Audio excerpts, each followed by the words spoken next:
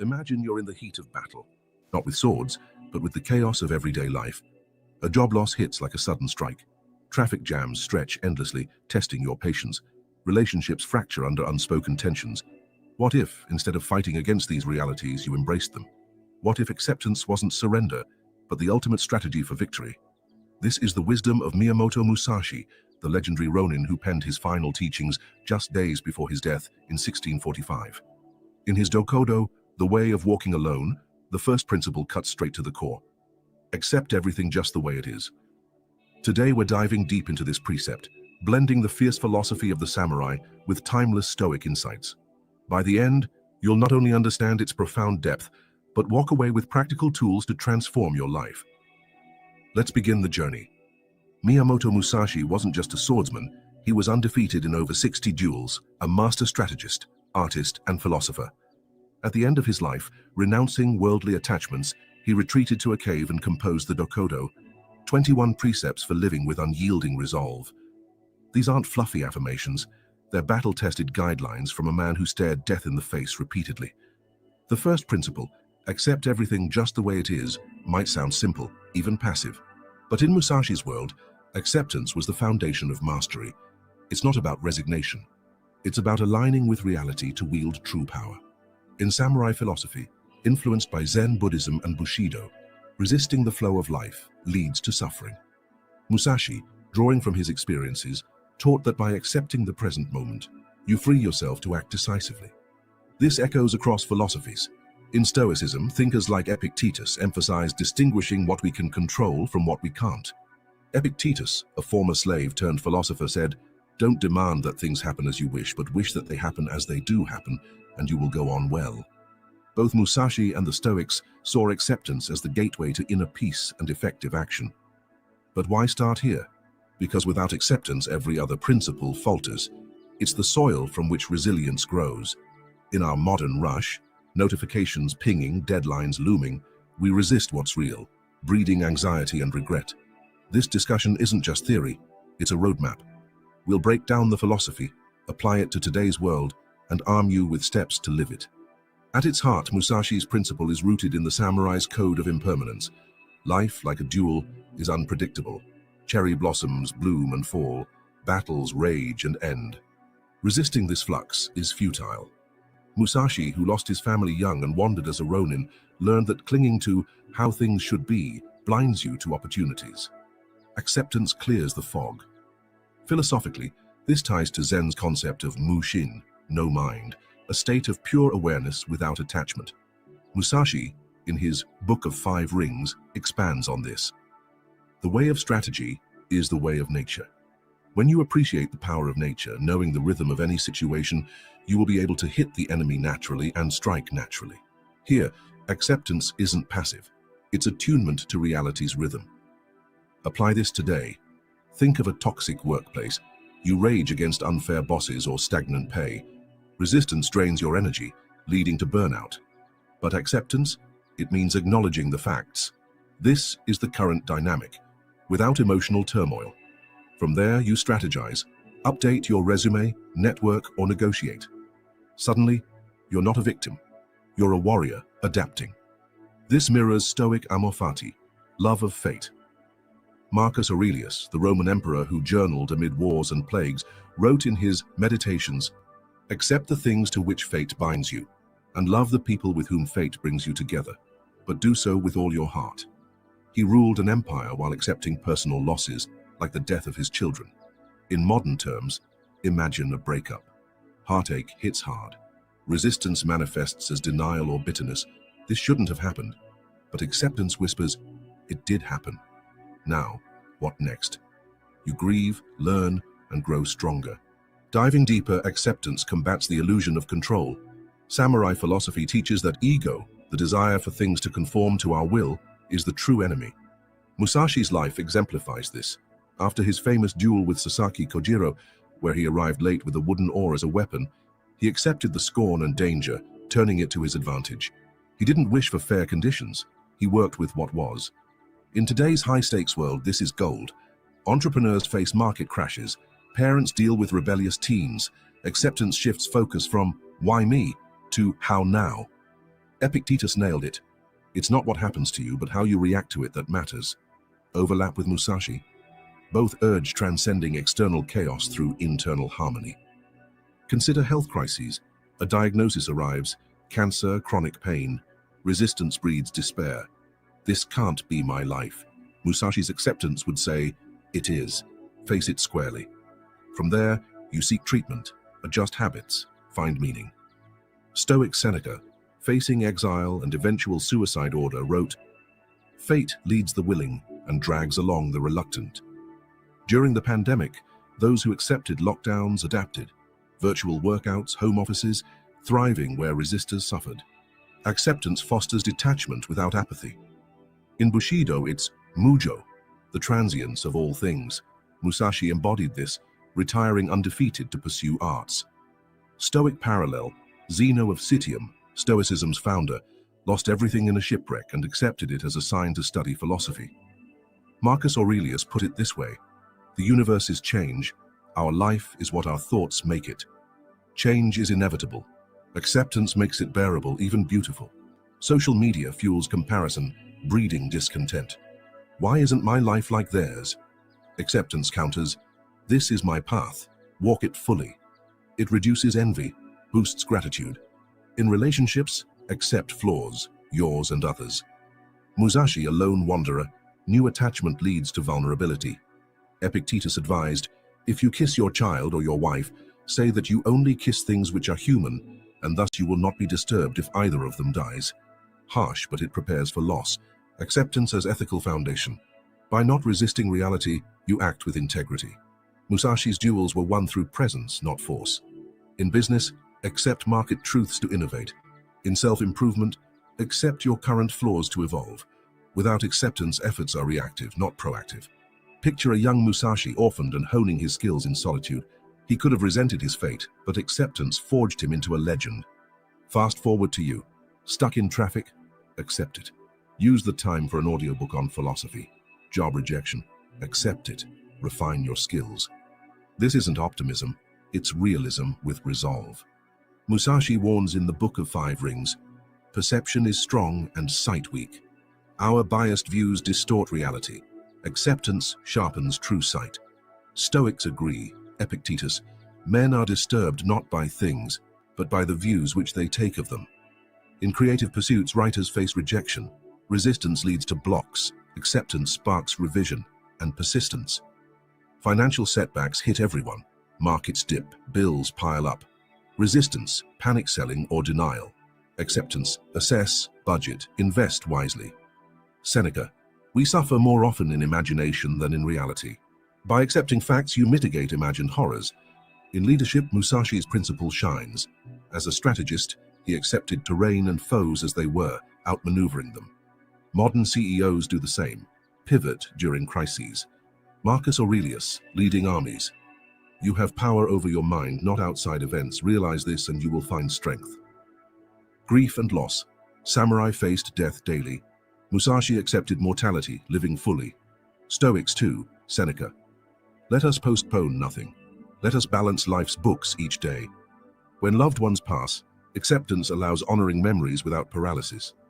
Aging brings changes, wrinkles, slower steps, resistance, vain surgeries, denial, acceptance, embrace wisdom gained, mentor others.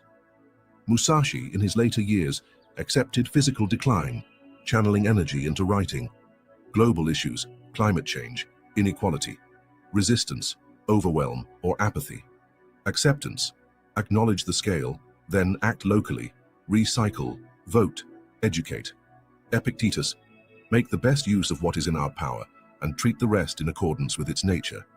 In education, students resist failure. Acceptance turns F's into lessons.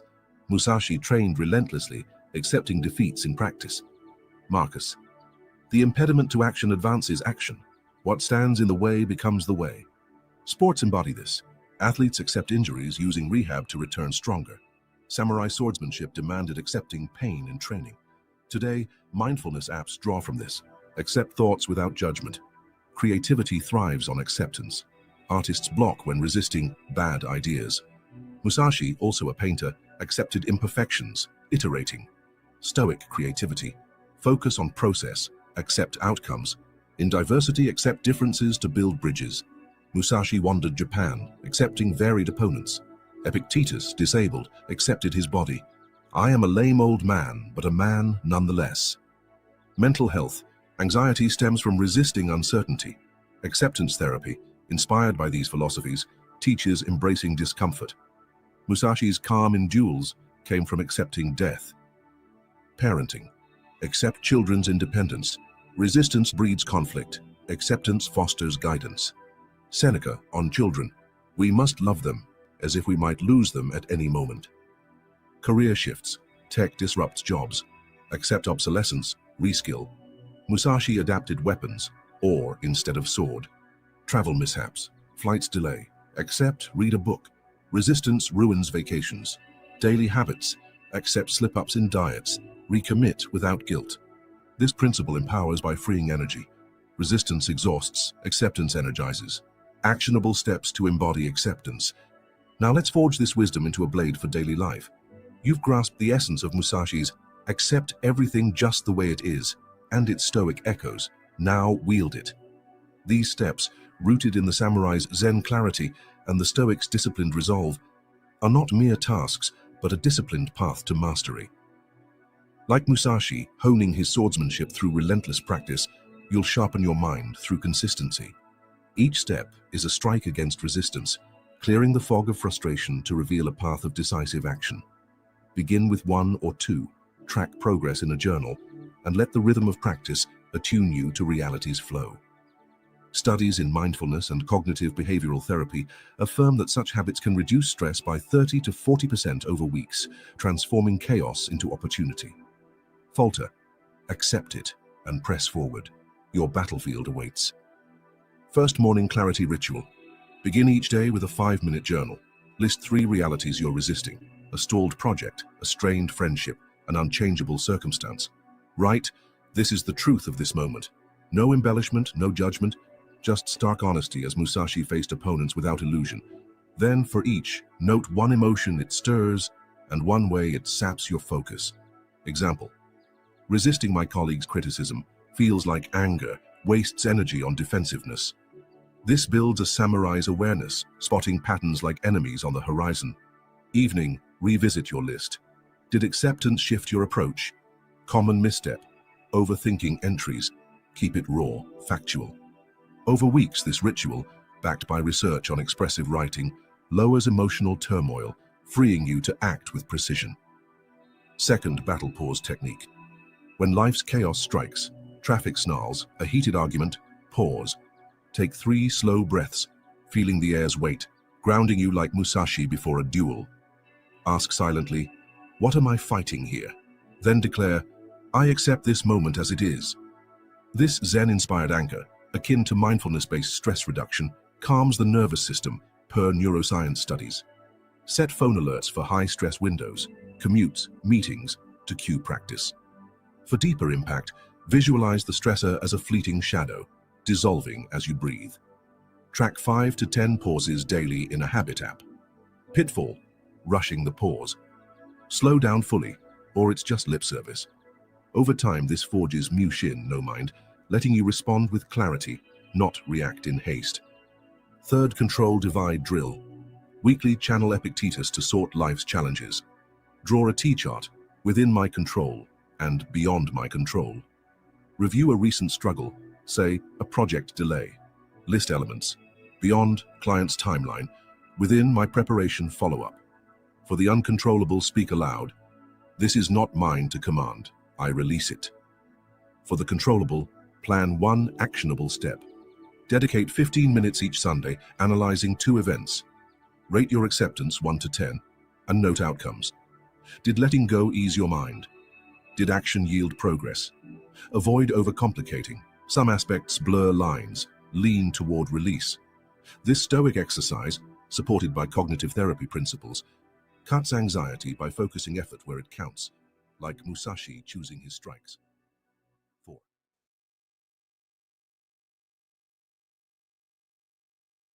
Are you crying? Are you crying? Are you crying? There's no crying. There's no crying in Foosball. You fucking cried after 3 days in the fucking holding tank. Looked like a fucking pile of wet rags at court. You should see how I showed up to court after 3 days in the box with the light on. Please, is there anything I can do, sir? Please. Does he look like a bitch? What? Don't do this to my wife, man. You don't know what you're doing to my family, man. Does he look like a bitch? Sir, please don't make me sleep in jail tonight, sir. Please. I'm begging. We're not criminals. They're gonna make me sleep in jail. Continue. You were saying something about best intentions? Josh has never been arrested for recording. Okay, so that's him getting arrested, and then his friend here makes a phone call that I want to touch on. Hey, who the fuck you think you're talking to, huh? Who the fuck you think I am? Fucking dumb boy? Come on, roll it. You wanna go to war? Come on. You wanna go to war? We take it to war, okay? This is an arduous task. You need discipline and will. There's nothing fucking guaranteed. That's called being a man in life. Where else in life do you get fucking guarantees exactly? Can you find something in life being a fucking man that you get a guarantee over and isn't worth doing because it's difficult, testing, challenging, and requires something of a motherfucker to get it done? Where are we at here? Seriously, what fucking realm am I in? Bunch of inauthentic corporate beta males who want to just say shit that makes no sense and avoid the inherent hierarchical power and value systems, meaning and purpose and principles written into the cosmos and the fabric of reality. One with self, in conscience. Would you please stop? We're done. I'm done with you. If I can see you and know you, the damn universe and whatever runs it can see you and know you, and it's doling out as we speak. I'm saying you gotta bang it out sometime. I'm saying you gotta go to a box sometime. I'm saying you gotta put some shit on record and surrender in faith and not know where it's gonna end up. That's the whole point of doing what I do. Because nothing is guaranteed. It's called cosmic gambling, you bitch ass motherfucker, and you wouldn't know nothing about it because fortune favors the bold, and you're not fortunate. You're an unfortunate slave. I can tell by looking at you. That's why we're in slavery and genocide, because weak fucking bitch ass males create hard times. Go ask the Hopis who prophesied that. Don't argue with me. They're supposed to hate. If they ain't hating, right, then we ain't doing what's true and what's right. How many motherfuckers you think were hating on the Christed being in scripture for walking around like he had a pair? For telling everybody and their mother and brother, you better hate your own father and mother if necessary to ride with this God in truth. They forget how that being was walking around telling them, you're a status fucking infidel swine, and so are they, and you better come out of her, my people, or we're all going in to judge them. You folks still haven't figured out the only reason I got to this point is because I abolished my ego and aligned with universal law completely. What you perceive as ego is your ego and narcissism you're projecting onto me. I've killed off my false sense of lower self to unite with a higher sense of self to do what needs to be done for all of us. That's the absence of ego, not the abundance of it. Projecting fuck slaves. The egotistical, narcissistic ones are the ones who haven't done what I've done yet and continue to not do it because their fear runs their life. They're not faithful in truth. They're afraid of the damn truth, and they run the opposite direction into the arms of their captors, right? Or into a purgatorial state of delusion. Either way, same outcome, unactualized, unrealized, spiritually dead, back to the recycling pit for you. See if we can get it in the next slide. Daddy's home. Daddy's here. It's okay. Okay.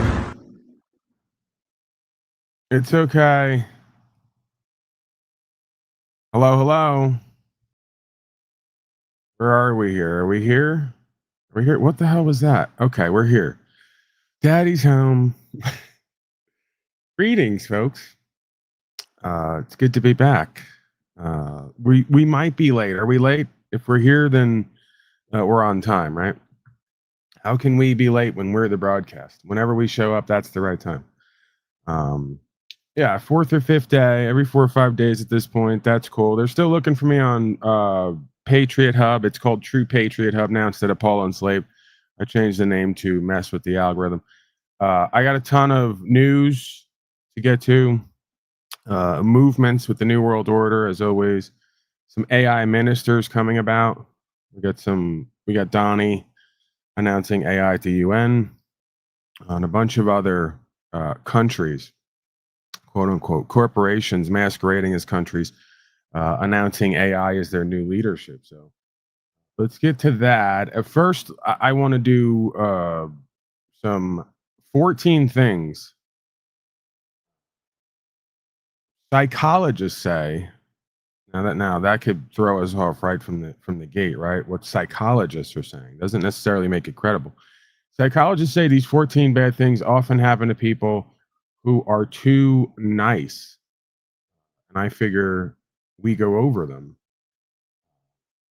So let's start with the preamble here. Kindness is universally admired. A warm smile, a thoughtful gesture, or lending a hand without being asked can leave lasting impressions on the people around us. In a world where harshness often makes headlines, niceness feels like a refreshing antidote. But here's the twist: when kindness tips too far, it stops being harmless. That's because generosity without limits quietly works against the giver. It can blur boundaries, chip away at confidence, and drain emotional energy. While being nice is not the problem, being too nice often is. Striking a balance between compassion for others and care for oneself is key. You know, the old nice guys finish last. I guess it's cliche for a reason.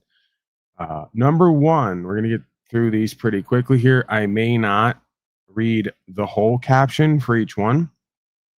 You know me, I like to kind of breeze through this stuff. We touch on it, give a minor overview, and then you folks can look into it and get more detail if you wish. Number one, people might take advantage. Excessive niceness can act like a green light for exploitation. It doesn't usually happen all at once. It begins with something small. Maybe a coworker asks you to cover their shift just this once, or a friend asks for a tiny favor. You agree because saying yes feels easier than declining. Soon the requests grow, and you become the unofficial problem solver for everyone else's convenience. Number two, personal needs slip through the cracks. Putting everyone else first seems noble, but there's a cost. Your own needs fall to the bottom of the list. Maybe you sacrifice time for rest to help a friend, or you cancel personal plans to accommodate someone else. Done occasionally, it's harmless. Done constantly, it becomes self-neglect. This often leads to a quiet erosion of personal goals, as every spare moment is spent catering to others and their ambitions. Whether learning a new skill, pursuing a career path, or simply relaxing fade into the background. Over time, it becomes harder to even identify what you want because life has revolved around others for so long. Number three, resentment builds beneath the surface. No matter how patient or generous someone is, there comes a point where giving without receiving builds bitterness. The resentment doesn't always appear in obvious ways. It may show up as passive aggressive comments, withdrawal from relationship, or a nagging sense of unfairness. I totally do that. There's no denying that. All right, we're continuing along here. Number four, life feels overwhelming. Saying yes to everything is like overstuffing a suitcase. Might hold for a while, but eventually the seams split. An overbooked schedule leaves little time to breathe, let alone rest. The result? Overwhelmed, stress, and an endless cycle of exhaustion. The irony is that by trying to help everyone, effectiveness actually decreases. When energy is spread too thin, quality suffers. You might show up physically, but feel mentally absent, unable to give your best. Balance requires not only knowing your limits, but respecting them enough to say, I can't this time. Number five, self-esteem takes a hit. For some, niceness becomes the main pillar of self-worth. The logic goes, if people appreciate what I do, I matter. While appreciation feels good, basing value solely on external validation is fragile. That's Italian, I believe. Fragile, of course. If praise doesn't come, self-esteem dips. This approval chasing cycle can be exhausting. Instead of resting in confidence, the overly nice person constantly scans for reassurance. Do they like me? Do they appreciate me? Am I enough? True confidence comes from recognizing worth independent of service, not in exchange for it. Without that foundation, self-esteem crumbles whenever kindness isn't acknowledged. Number 6, decisions become difficult. Excessive concern for others' feelings can make even small choices daunting. Picking a restaurant becomes a marathon. What do you want, sweetie? Taking a career opportunity feels impossible if it might inconvenience someone else. This overthinking slows decisions to a crawl. Worse opportunities sometimes slip away altogether. While others move forward decisively, the overly nice person hesitates, weighed down by potential disapproval. Trusting personal judgment without needing unanimous approval is essential for regaining momentum. Number 7, relationships lose balance. At first, an overly giving dynamic may seem fine. One person supports, the other receives. But over time, imbalance strains connection. The giver feels drained, while the receiver may not realize how one-sided things have become. The other issue is silence. To avoid conflict, the overly nice person often withholds true thoughts, keeping the peace outwardly while frustration grows inwardly. Healthy relationships depend on honesty. Without it, the relationship looks calm on the surface but weakens beneath. And I think I'm going to. We have Cage here. Cage, what can I do for you? How can I help you? I'm in the middle of going over an article here. Hello, Cage. Yes, sir. I'm just listening. And Just then when you're listening? done, we'll talk. Yeah. All right, hang out and listen. I'm going to continue on. Don't take it personal. I want few, if any, distractions today. I have a plan and a program and a focus, and I'm avoiding being overly nice. Imagine me avoiding being overly nice, right? I'm so sweet every other broadcast or time that we all interact. But all right, hang out. Let me do what I got to do here. Cage Kowalski, everybody. Cage Creature, as I've affectionately referred to him many times. Number 8, authenticity gets compromised. There's a hidden cost to constant agreeableness. Authenticity. When every interaction is filtered through what will make them happy, genuine feelings rarely make it out. Over time, this gap between inner truth and outer presentation grows uncomfortable. Pretending to enjoy things you don't, agreeing with opinions you quietly disagree with, or staying silent when you want to speak, all of these chip away at authenticity. Now, we know I don't do any of this. So all we're really learning by this article is I'm not a nice person. Imagine that. I guess what's the price and the final cost, right? That's what we're kind of questioning here today. Kind of contemplating on that. All of these things, these niceties, these forms of politesse chip away at your authenticity. Living this way may keep conflict at bay, but it also distances you from your real self. Stress and burnout creep in. The human body isn't built to run on endless giving. Without enough time to recharge, stress builds quietly in the background until it tips into burnout. Unlike ordinary tiredness, burnout feels like a deep, unshakable weariness. Emotional, mental, and physical, all at once. Number 10, kindness starts to look insincere. Oddly enough, too much niceness can raise suspicion. If someone is always agreeable, people wonder, do they really mean it? Or are they just saying what I want to hear? What began as kindness now risks being seen as manipulation.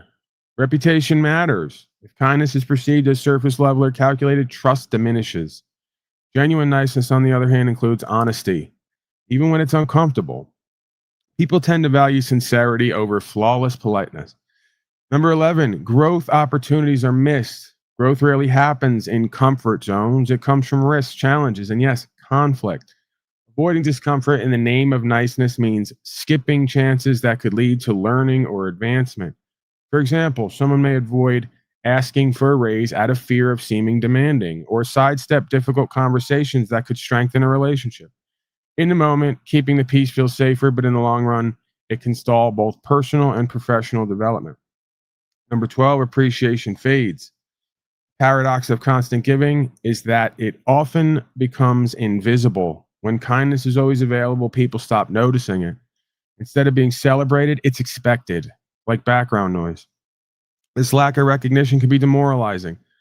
Motivation wanes, frustration rises, and feelings of being taken for granted grow. To counter this, self-appreciation is crucial. Recognizing one's own efforts helps fill the gap when external acknowledgement is missing. Number 13, boundaries become hard to maintain. Boundaries are what keep kindness healthy. Without them, generosity turns into overextension. But for overly nice people, saying no can feel like betrayal. The word sticks in the throat, even when it's necessary. The result is predictable. People push further, sometimes unintentionally, and resentment grows. Boundaries, far from being unkind, are what makes sustainable kindness possible. They say, I care about you, but I also care about me and what I'm doing. Number 14, emotional energy runs out. Perhaps the most draining consequence of excessive niceness is emotional exhaustion. Always tuning into others' feelings leaves little energy for processing your own. Over time, this creates a hollow, depleted state where enthusiasm, patience, and joy feel out of reach. This isn't selfishness, it's human limitation.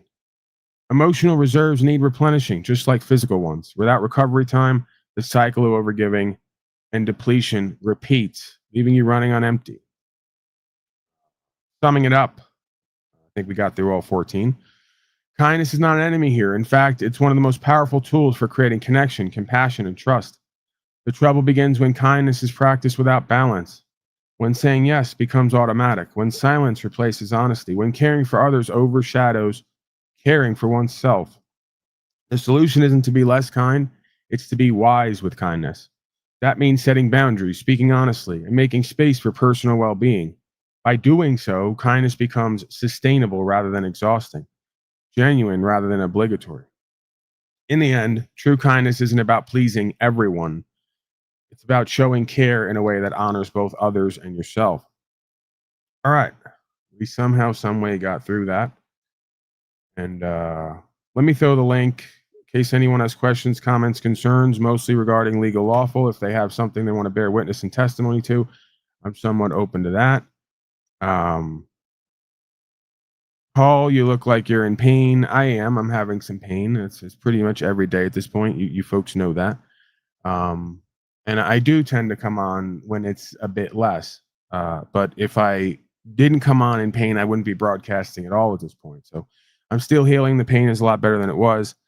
I think the key is to avoid frustration and resistance that is unnecessary, to stay focused on what I'm here to do and to complete that task, surrender in faith, and move on with my days. So great article. Where did you get that, bro? That's my bro voice. I just deleted it. But essentially the title, if you want to look it up, is 14 ways psychologists say being overly kind can affect you in a negative sense. Cage is still in the back. Cage, I'm going to keep you back there. Please don't take it personal, right? I'm practicing authenticity and focus on my task without being unkind to you. So I'm trying to be kind while also focusing on what I prefer to focus on at this point. Again, it's nothing personal. I'm primarily looking to take calls or panel interactions about legal lawful stuff. And that's pretty much it, right? I want to be mostly available for folks that want to talk law and court presentment, presuming I even have something to give that you folks haven't already heard or experienced, or just need a refresher on. And if not, just do the broadcast as I see it. Because we have a lot to cover. You know, there's always a lot to cover, and I almost never get to all that I'd like to get to. It's hateful, Paul, living with pain every day. I'm not gonna to go here, right? I'm not gonna choose to feel any way about it.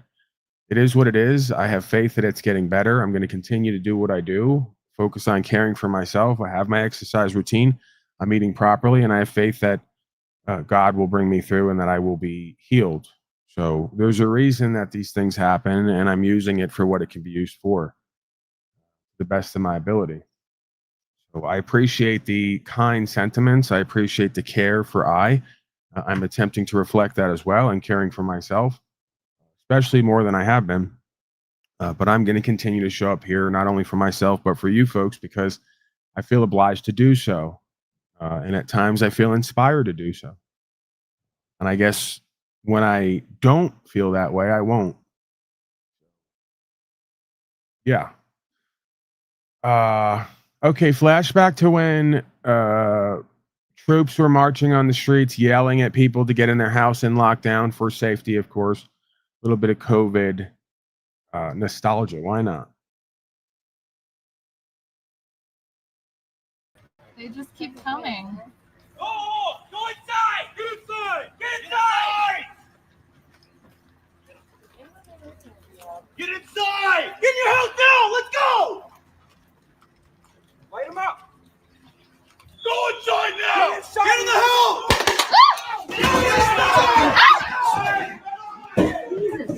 Get in, get in, get in, get in, get in, get in. Get in. Oh, God, that hurt. You good? Are you okay? Safety. That's what that was. Are you okay? You got hit? Oh, you'll be okay. Niggas get shot every day, B. You'll be all right. Remember, we went to Rico a week or two ago to ask him about his opinion, and that was, quote, what he had to say, right? Rude Mud Crab is here. Rude Mud Crab, you and others would be confusing to me if I wasn't a student of power and value systems, polites, political science, and other endeavors. I find it interesting that you created a list of 41 broadcasters, and I wasn't on it. I won't mention the other folks who were on it. And again, I won't feel any kind of way about that. If anything, I can choose to see that as a blessing. And again, folks will call this arrogance and narcissism. It's just speaking to the truth of what is. The 41 people that you had on your list, not one of them stands for anything on the ground. Not one of them practices sacrifice. Not one of them has tried to meet the problems we face head on. And not one of them has brought us solutions for the problem that we face head on. Why you would create a list of broadcasters who do nothing or about nothing, stand for nothing, toe the official narrative lines, push mainstream narratives, and attempt to profiteer off of it is beyond me. I guess we're not all adhering to the same standard of logic, morals, ethics, and virtuousness, aka honor and good faith. However, you, of course, have your prerogative and your perspective. Feel free to do so. And for everyone else, feel free to take what I just said and try to spin it into a narrative of Paulie's feelings got hurt because he wasn't on the list, let alone at the top of the list. My feelings don't need to get hurt. That list is emblematic of the majority of folks in democracy's character and where they place the import on individuals and their behavior. And it would be shocking to me, as I said. It would be disturbing to me and concerning to me, as I said, if I didn't live 36 years in a world surrounded by folks who do this regularly. And for obvious reasons, subpsychologically, because if you put me on that list, then everyone else there would have to reflect on how they're not doing what I'm doing while they're complaining about the slavery and the genocide and trying to profiteer off of it as well. Okay. I wouldn't want to be in that camp. I wouldn't want to be judged for that. Right. And again, I'm just a God of all media here. I'm not the God of creation. So I can't judge anybody. What I can do is use discernment and talk about it. And then we can reflect on it individually or collectively. So blessings to Rude Mud Crab. I don't take it personal. These are common hierarchical power and value dynamics in the world or in the otherworldly form, right? So in a way, it's good that those folks are on there and I'm not, because they're in their own world and I'm walking in another world and we're not equally yoked, okay? That's not arrogance. That's based on the truth. And see, even that is a window into what we see in these endeavors and in these arenas, where truly caring for oneself, truly recognizing the God within, and then projecting that outward to try to reflect that with others and accept that and receive that with others is seen as narcissism, arrogance, egotism, and pride. See, all I'm saying is I see the God in me that I see in you. I know you folks know the truth. I hear you complaining. Why aren't we doing something different about it? And we know the answer, because the majority of folks here are cowards. They're never going to step up and stand out and do what's necessary to make a change. They're going to sit back and say, that's Paulie Boy's trip, as if I don't have fear within as well. The whole point of the idea of courage and practicing bravery is feeling fear and going past it to do what we know is right, or to just do something different. And we're not seeing that on the whole, right? So hey, at the end of the day, you like it, I love it. Long as I'm doing what I need to do and being what I need to be for me, list or no list, I'm on the right side of history. I'm in good company. I'm pretty sure the being we started a whole society off of, the Christed being in scripture, who said there is God within him and also within every other being here, I'm pretty sure that's what he taught, and more importantly, came to exemplify and experience. And he did so. Okay.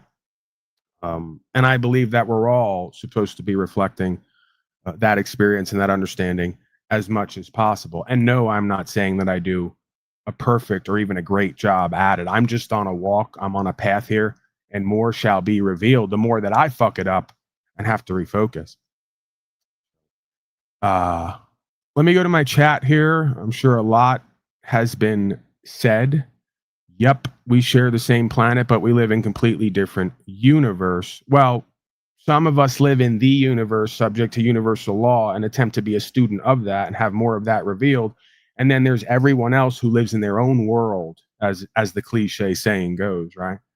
And it's a cope trope is what it really is, right? We got a lot of folks here that want to cope with the reality they face, try to make excuses and justifications for it instead of doing better, being better, to have better and create better. See, that's a lot more work. That's a lot more test and challenge. And I got news for you. When you step out on that and start to do that, you're going to be rejected by the majority, and you're going to be rejected and even interfered with and shadow banned by the mainstream. By the way, Rude Mudcrab, notice that not one of those 41 broadcasters, my fellow broadcasters, my fellow Americans, my countrymen, beings of this universe who are supposed to be about truth, content creators, not one of the 41 has taken up, not for me, but for my experience of having a 23,000 person channel that I can't get 10 live viewers on. Instead, many of them would rather speculate that I bought all my subscribers, that none of it's real, that I'm even so paranoid I'm making up the shadow banning, right? This is what you deal with when you come to this place. Know it like you know your name. That's why the Christed being said, you have to hate your own mother and father sometimes in order to serve truth and serve God, because there's a good chance your friends, your family, your mothers, your fathers, your fellow content creators are just like these folks. They will not stand for what's true and what's right. They will not back you when the time comes. They are disloyal folks who do not know self-respect, respect for the truth, and they have no idea what integrity is. Okay, so if you want to do better, be better, and have better in this life, there's an old saying, you are the sum of the 5 people you spend the most time with. Okay? So forgive me if it comes off rude, that I just will speak out loud, that I want to be nothing like these people. And if I have to stand alone in a minority of one to do what's true and what's right and not be accepted by the whole and by the crowd, again, I'm on the right side of history. I will go with God every single time as much as I perceive it, and I will give everything up to be given everything back. Hasn't failed me yet. Okay? So again, I would be disappointed if I wasn't thoroughly prepared. They prepared me young in this life for a lot of these dynamics. Okay, please avoid scrolling the chat. I'm not interested in watching you people argue with other chatters. Take it somewhere else. Start your own broadcast. Start your own Telegram. Go there, cycle and spin, argue to your heart's content. Don't want it and don't need it here, and I will remove it if necessary. I'm not seeing too much to comment on here.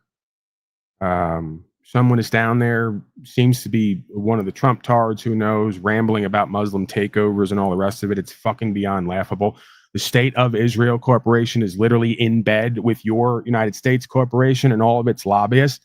You have hundreds of people voting to continue to give weapons and money to the State of Israel, and you're watching the State of Israel Corporation do war with over 6 nations at this time, backed by United States Corporation and presumably the corporation known as the United Kingdom as well. Okay, so get a clue. Sometime this century, please, some of you get a clue. It's usually the exact opposite of what the majority thinks and says it is. If you want a clue, if you want a rule to practice and follow, whatever the majority's thinking and saying at the time, it's probably close to the opposite of that. Okay, I know that's viewed as conventional wisdom when we just repeat what everyone else is saying and doing. That's deep. Well, maybe. Sometimes you got to get shallow to get deep. So I guess it's all perspective. As within, so without, as above, so below. I love that reflective understanding that reveals more about who and what we are and what we are yet to become and who or what other selves are and may yet to become or not.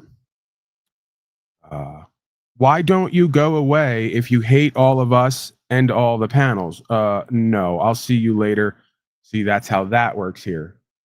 Why don't you and all the panelists and others go away and hide your head in shame if you're not in service of the truth and God and yourself truly and everything that extends off you, including your family, your fellow countrymen, the land that we live on, the air and the water and the spirits within that are being sprayed down and poisoned? Why don't you fuck off and go away and hide your head in shame? Because many of you have some balls to come on here and try to present before an audience when you have nothing to present as far as a solutions-oriented lifestyle and practice. You're a complete waste of time, energy, and attention. And you're boring as well. Many of you, most of you. Forgive me if I'm being arrogant by speaking the obvious truth. And folks will say that's subjective. Well, maybe. It's a little bit subjective, a little bit objective. I guess we'd have to come up with a standard scale in order to weigh that out. So, see how that works?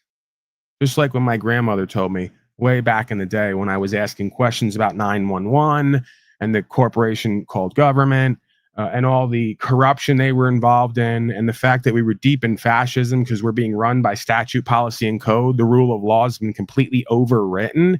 She said, well, Paul, if you don't like it here so much, why don't you go away and stop bothering us? Why don't you go to another land, another country? No, that's not how that works. See, when you take this walk to serve God and the truth, God chooses you back. You choose it, it chooses you. So this place and these people and this idea whose time has come needs me and people like me. That's what we're here for and formed to do. You fuck off and go to somewhere else where you can act like a pathetic, embarrassing slave every day and be paid in digital currency to just merely exist and live a mundane, purposeless, valueless, powerless existence. You get the fuck out and go somewhere else where water seeks its own level. See, America's God's country because there's a codified contract that all the civil servants swear to. And before it was amended and trashed, the initial precepts of that foundational law where all men are created equal and therefore civil servants are beneath man. And therefore it's your job to serve us, not rule over us and control us. And any other man or woman here that doesn't speak that and live that is a traitor to not only the law of the universe, but the law of this land. And one would argue at one point in time, they should all be exiled. Throw them all out.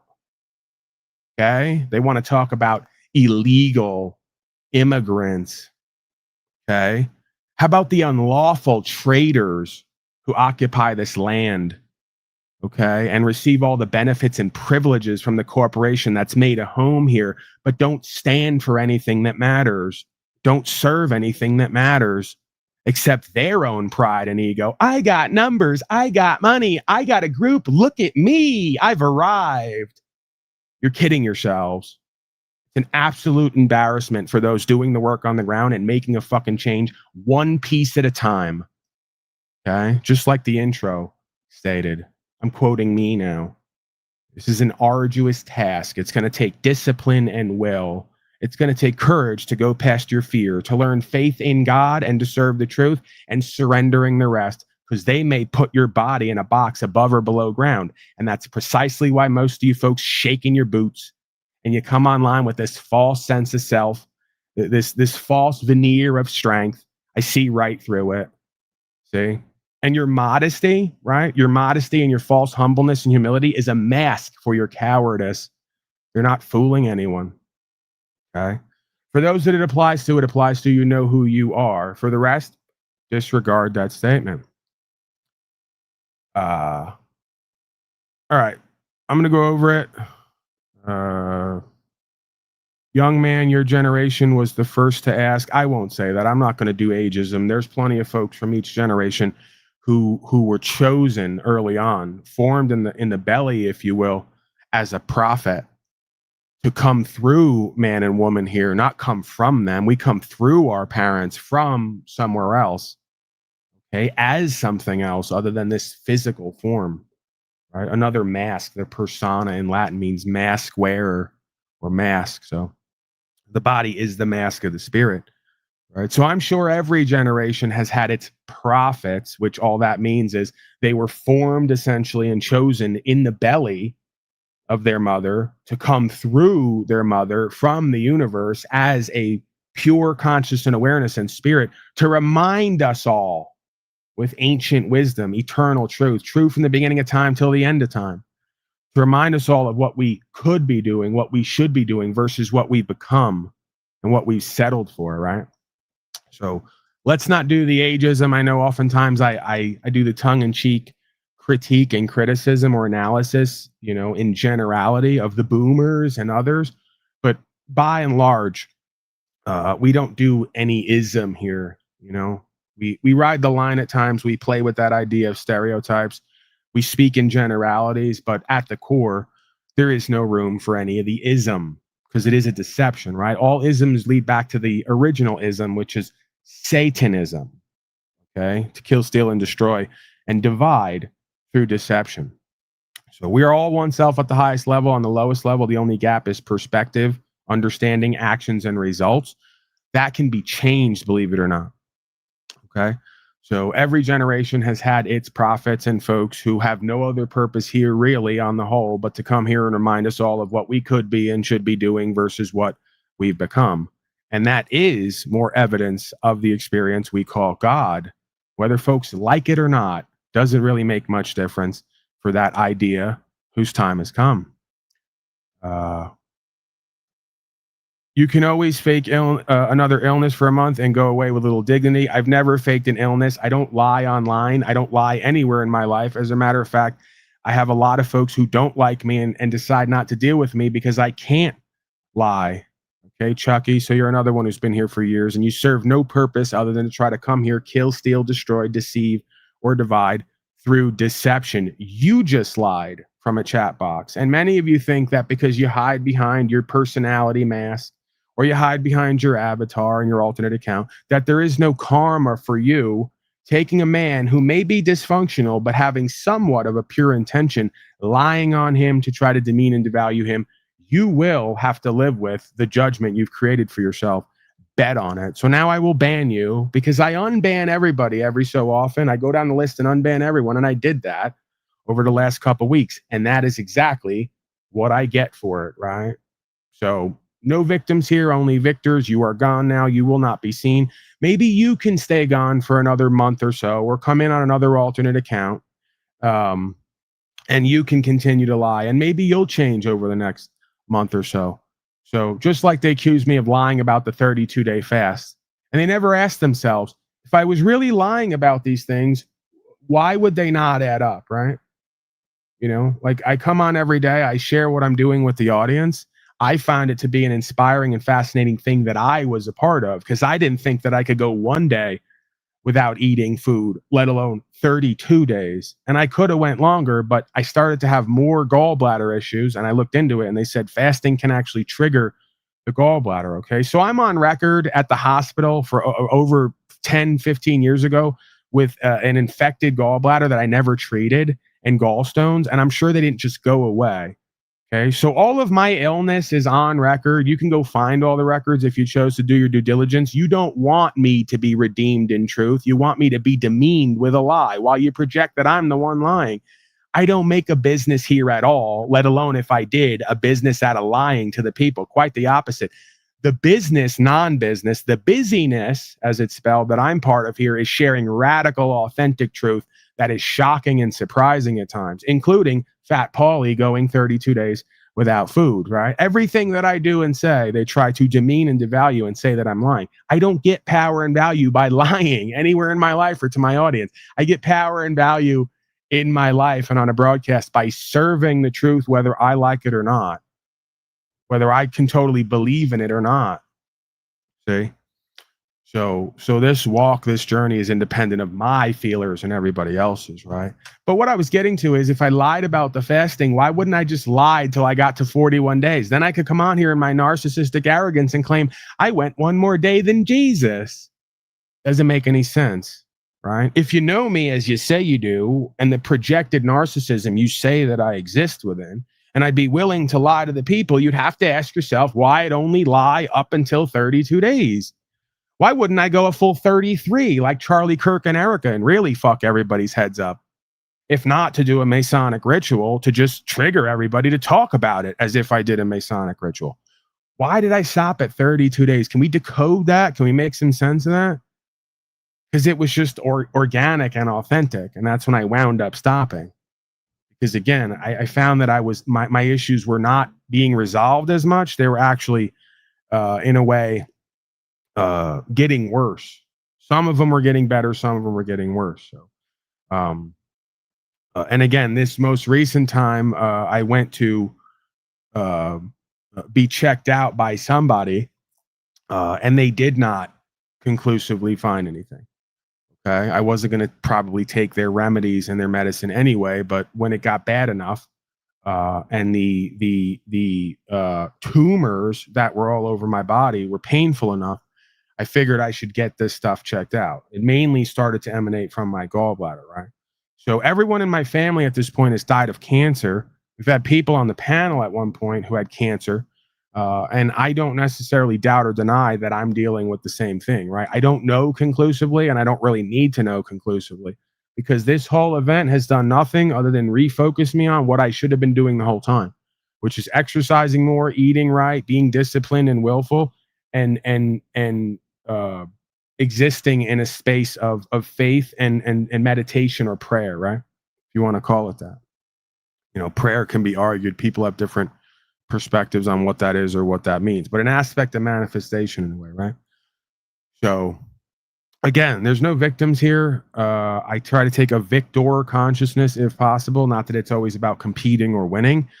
But yeah, it's about staying inspired and having the morale high and staying faithful and knowing that God has a plan for you, even at your darkest and lowest moments. Okay. So I won't take that as offense and take that personal, that folks here are willing to lie on me to make themselves feel some kind of way. But let's be clear. Over the last year, I've been very low. You can ask Jennifer and others who've been around me. I gave them the speech, which is not something I would do, where I basically told them, listen, I don't think that I'm going to make it through this. And if I don't, I'm thankful and grateful for our experience. And I think I've learned a lot. So if I do make it through this experience, I'm going to attempt to change myself in the ways that I know I need to, not only for myself, but for others. Okay. You can't make something like that up. There is no faking that. And I think the results of that are evident in the way that I show up now and how I do my broadcast more than ever. Okay. So I don't need excuses. And again, I appreciate this commentary and this lying. It gets me inspired to share, maybe even overshare. I don't need to make excuses. This audience has been with me from the beginning. They care about me and my health. And they're not in this for pride and ego, and neither am I. So at any moment, if I want to, I can take a day, a week, a month, a year off, and I don't need to make up excuses. Folks will know why, because I will tell them why. I'll have my own reason. And guess what? At some point, that time may come. Okay? I'm not denying that. But what I will not do is lie and false project, deceive in any way or manipulate. I don't need to. That's for people who can't face the truth, who can't find inspiration and faith and empowerment within and within life.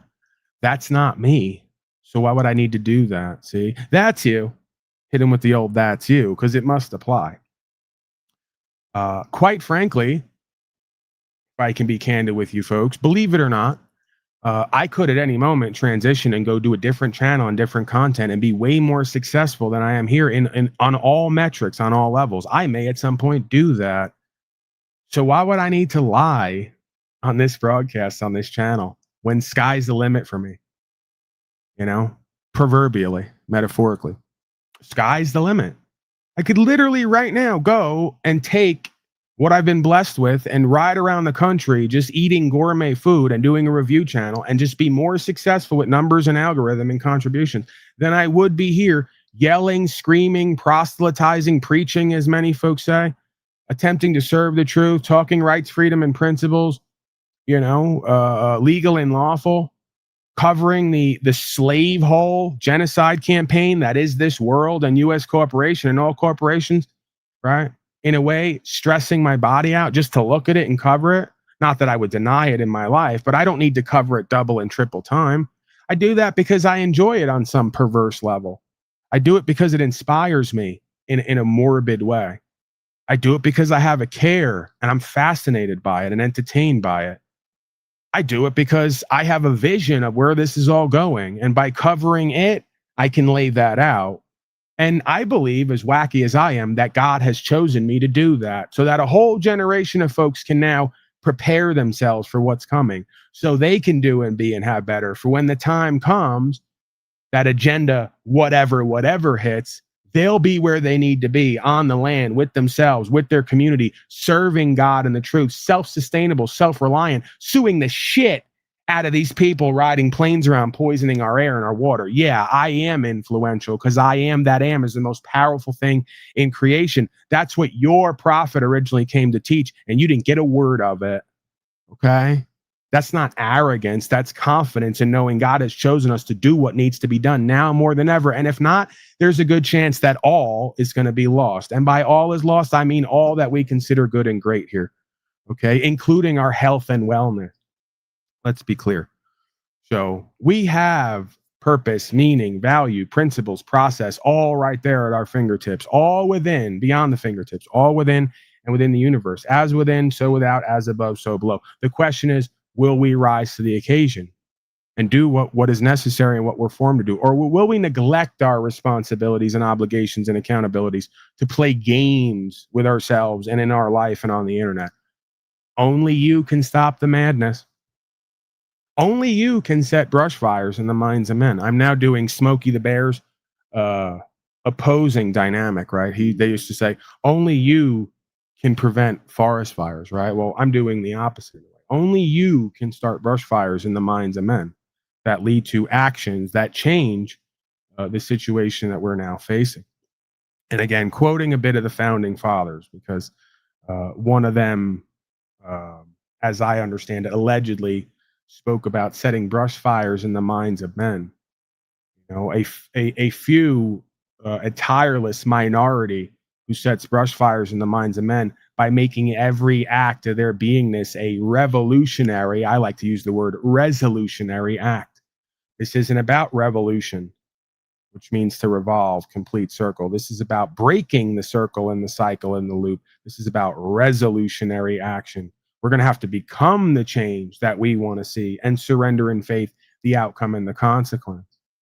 Because if not, they're going to convince you to be a dumbed down, disempowered, degraded, demeaned, devalued, ungodly, devilish, deceptive, manipulative slave. See, that's what Babylon wants to turn you into. And based on the looks of it, by many of you, you're right where it wants you.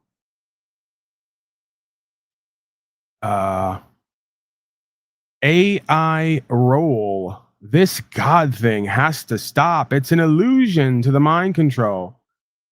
God comes from our masters. The creator is within us all. You can't even form a sentence that's legible. So I'm done with you. It doesn't matter how I speak and what I communicate. Most of you just check right out. It's how you were trained as a slave child, right? You have such little attention span and such little clarity. You just check right out and ignore the majority of what's been said. Go back, listen again, slow me down 0.5x if you have to hear me say just today that repeating what the prophet in scripture you call Jesus said, the God is within. I am that I am presence. If I know it in me, then I know it in you. Whether you live through it and with it or not remains to be seen. By the fruits you shall know them, right? So please stop correcting me when you need to correct yourself. I didn't say anything about religion. I'm not a religionist. When folks come here and say, what religion are you, Paulie? I say, I don't have a religion. Let's go to the etymology of what religion or religion means. And there's usually a dualistic diagnostic definition of words, right? There's usually, because we live in a dualistic reality, light side, dark side, masculine, feminine, however you want to perceive it, there's usually a dualistic definition for words. Okay, so religion might mean to come back under a cult and not have your own mind and your own heart and not be able to make your own decisions. Okay, and then there's the religare, the original etymology of religion, which might be to come back into unification. See, they're similar, they're not the same. You can have unification in a group and a concept that makes you cult it out, right? If you don't have a mind or your heart or your own that is driven by the force of creation. If you're driven by the force of creation and you're united with others to do and see and feel the same, and you feel at odds with the folks who are in and of the world, the Babylonians, then that is true religion, and it doesn't need a name for it to be what it is. See? What it is preferable to what you name it. This is why I say I don't know who God is. I don't even know what it is. I just know what it does. And I can bear witness and testimony to that. Okay? And that's all that matters. See? All the rest is balderdash, hogwash, poppycock. Okay? And that's what the majority are engaged with. So go somewhere else where the patriotards talk God but don't live it and don't serve truth, and tell them all about religion and what it is and what it isn't. You have no business doing that with me. I don't do what they do. I don't speak the way they speak. I don't live how they live, and vice versa. It's crazy that everything going on in this world, yet people are still saying free Diddy, right? Well, I've done that here to be controversial and be tongue-in-cheek. Ultimately, it doesn't matter what everyone else is saying, see? Doesn't matter what everyone else is saying. Matters what you are doing and not doing, and every other self here. And you can't control or change that, so there's no point in worrying about it. Focus on you and what you're creating and doing and being, and leave the rest. That's my non-advice, not only for you, but for me, more importantly, right? All criticism here is self-criticism. All advice to other selves is advice to oneself.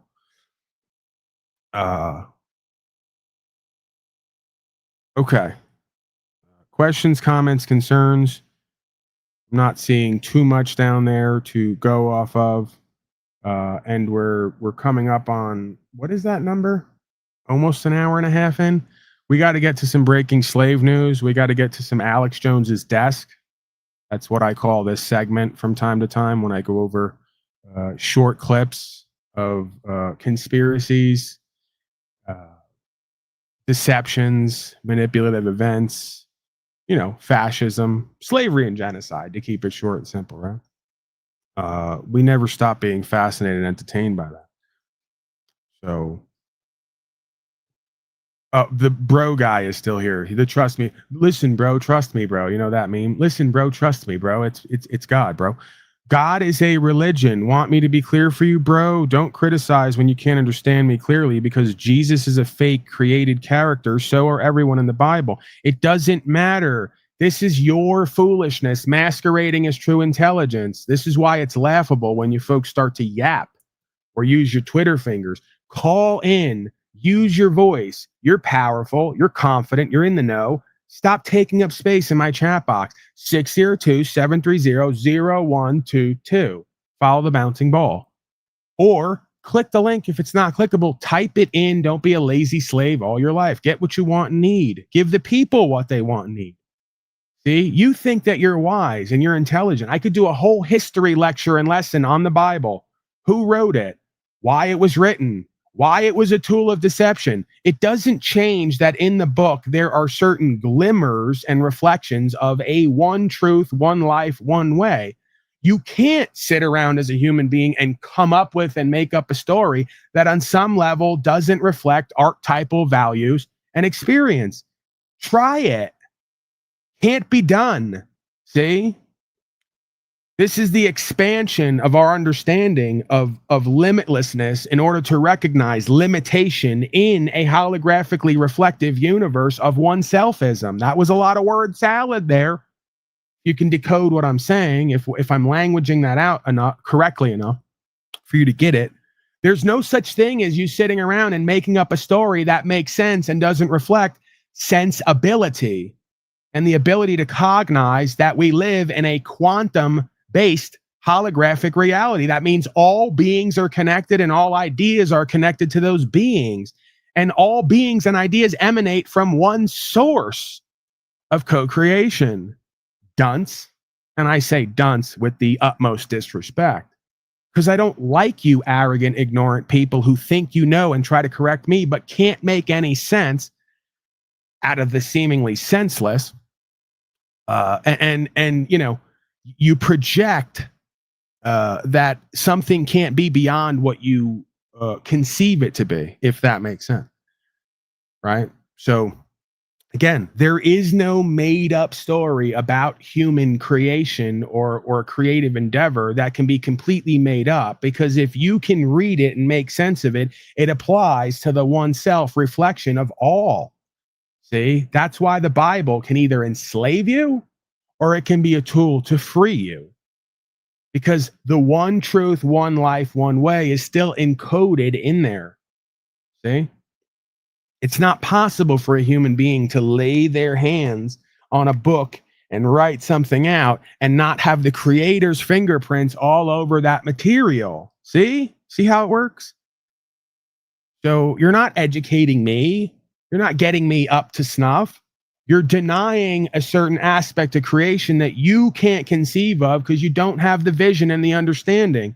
And from your ignorance and arrogance, you're going to correct me about something I can make sense out of that you can't, while also retaining the position of not being a religionist and understanding that the Bible and all religious texts are essentially tools for manipulation.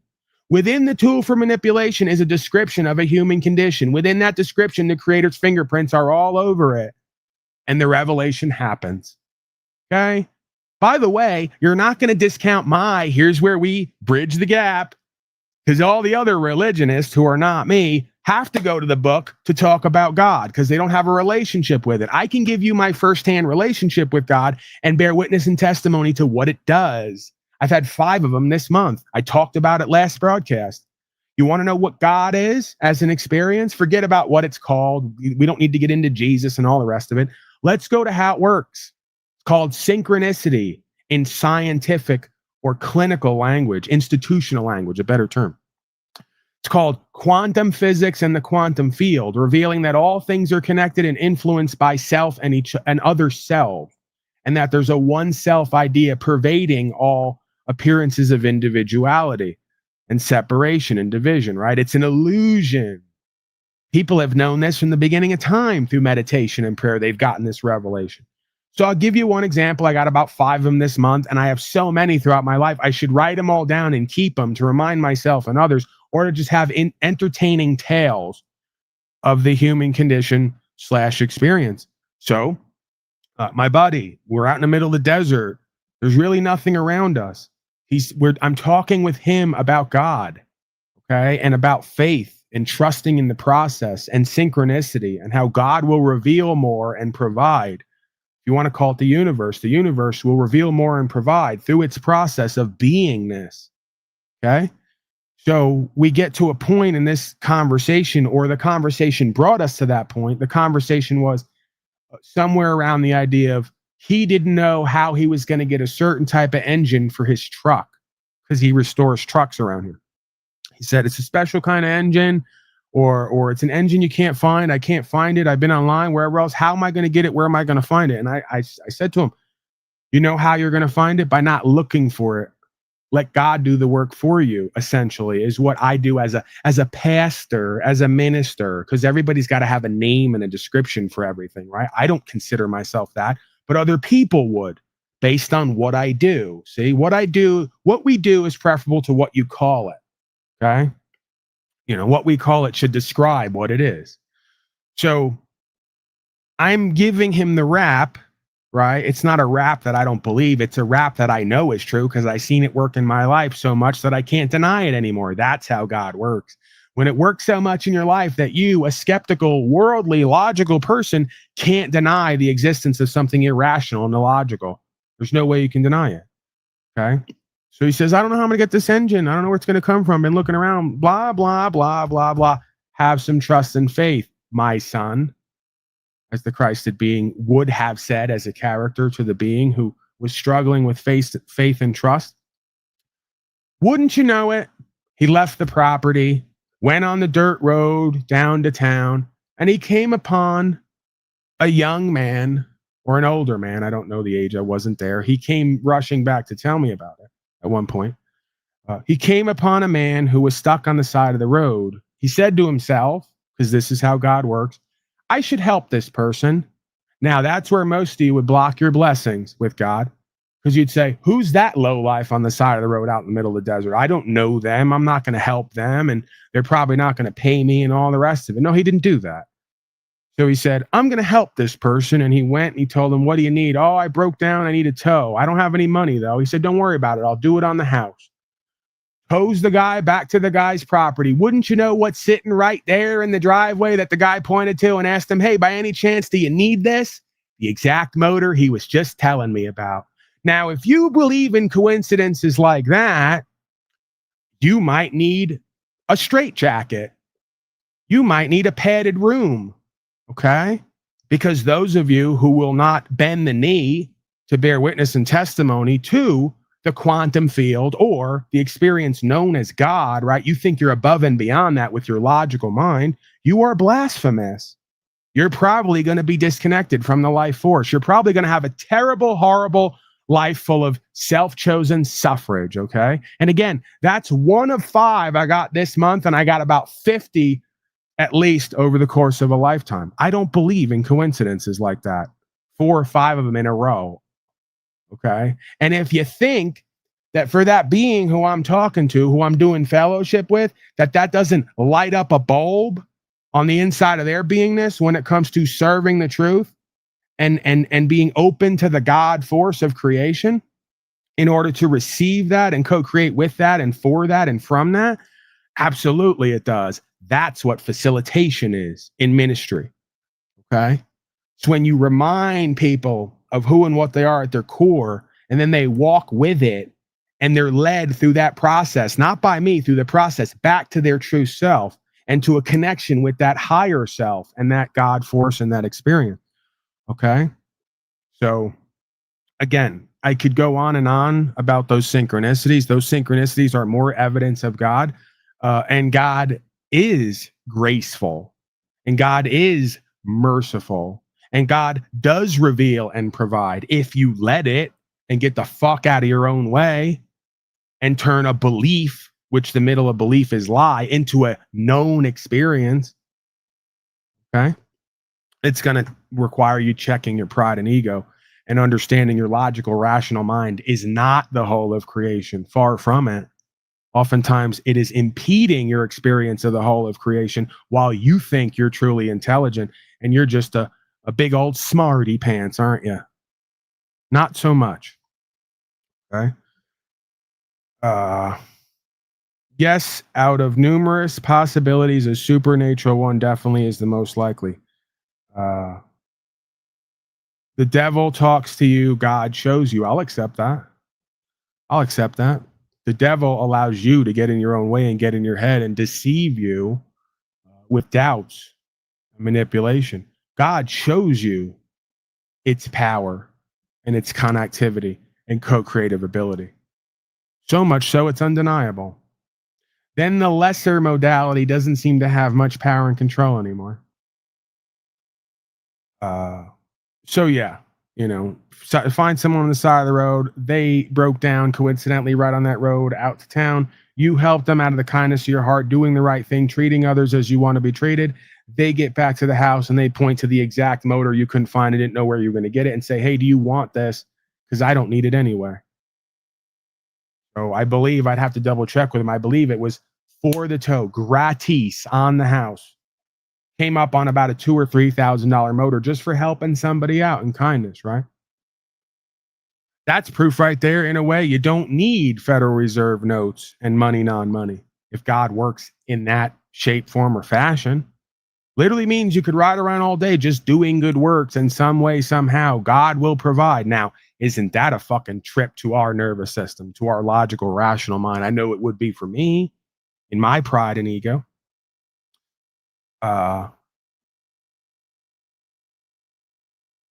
What God are you talking about? Can you demonstrate it? God and the devil are just us. Sir, in the word demonstrate is literally the word demonstrate. Spell it out. Demonstrate. Demonstrate Your demon is showing itself in the chat right now. You can't get out of your own way. I just did demonstrate it. I took me and my pride and ego out of the situation and my doubts and deceptions and manipulations and societal programming out of the situation, and God was able to work. He did in that scenario, right? I and I, as the Rastafari say. So there is no separation from him as an I am presence in me, if you really want to be technical.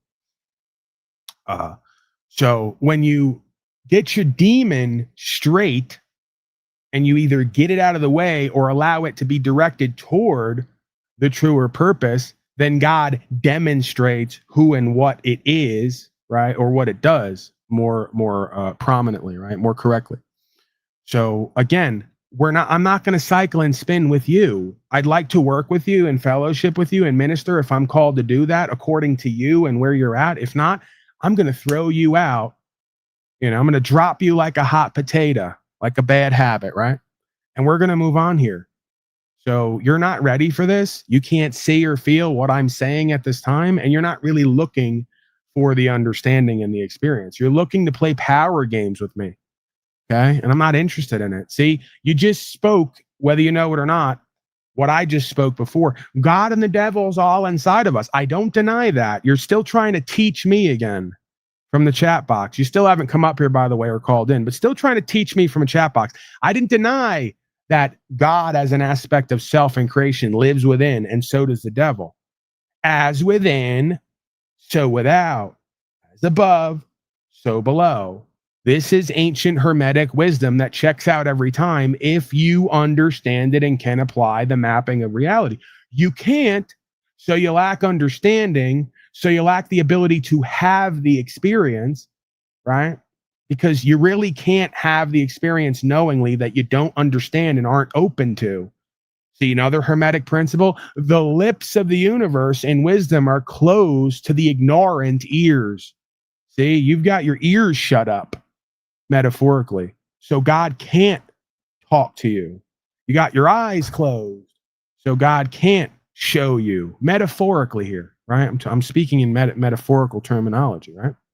So I got a feeling that the dunce from the chat box who wants to remain anonymous and won't stand on their supposed wisdom doesn't know more and hasn't had a more rounded experience than the beings who were quoting the ancient wisdom in the Corpus Hermeticum and other ancient texts. I'm just going to go out on a limb here, okay? I know you think that because a lot of you come here to tell me how egotistical and prideful I am. Well, that's you, because you're going to throw out all the ancient wisdoms and teachings and all the prophets' experience and all the stuff that came before you and your solipsistic non-experience, because you just know it all and you know better and you don't have to study that. And that's fine. Maybe you don't.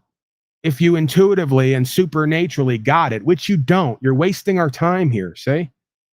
And people say, man, that was arrogant because I'm confident in what I know and what I experience. And there is no space for your doubts, manipulations, and deceptions. You don't believe in / know the experience of God? Well, then God bless you, okay? I wouldn't be here talking about this unless it was unavoidable for me. Unless I had no other option but to bend the knee for that, right? And this all started out not because I truly believed in it, but because apparently I truly needed it, whether I knew it or not. See? So when I come here to preach and minister, as they say, and try to be a source of inspiration, it starts for me first. This broadcast, in a way, is a reminder for me and then every other self out here about what is possible and what is available as an understanding and an experience that at one time I never would have been able to see or experience, let alone believe and speak about. That's you, and that's where you're at. And that's fine. You like it, I love it. Don't come here and try to give me your half-assed perspective on how things work and not be able to make sense.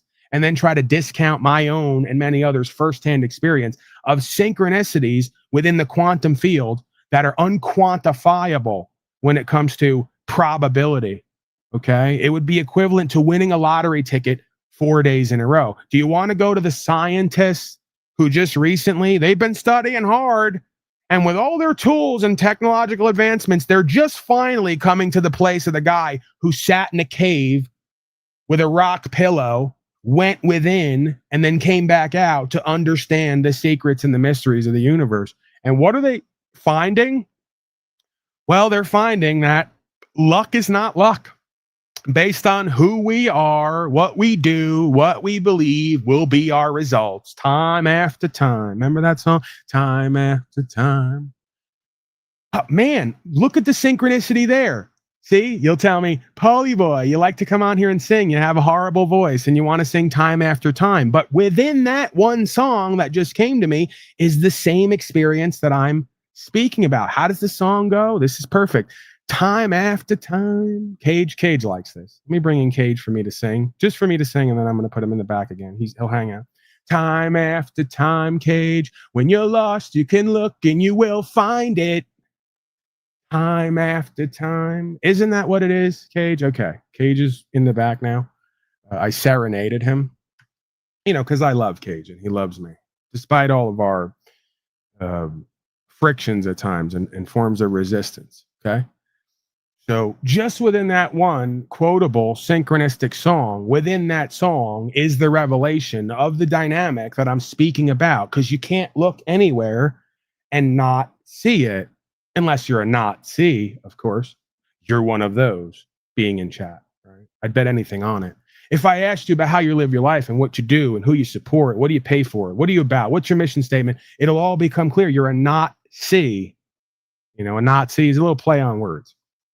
So for the rest of us who have been chosen back because we've chosen it and we've opened ourselves up to this reality, we can't look anywhere and not see the whole of creation and the representation of the holographic one self universe as a principle, as a technicality, see? So we're going to move. What a beautiful singing voice. Why, thank you, sir. I didn't try my best, but I did well enough to make the point.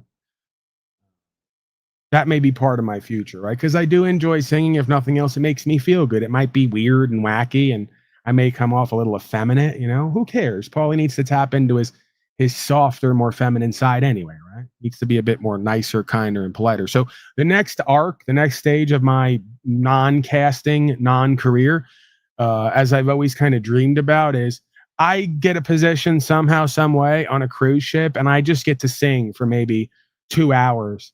You know, maybe 2 or 3 nights out of the week. That's just my whole career at that point. Right? God will bless me with that opportunity. See, that would be way better than sitting here with a bunch of disconnected, delusional, disempowered dunces who want to try to teach me about an experience I didn't have, according to them, right? No thanks. Thanks, but no thanks.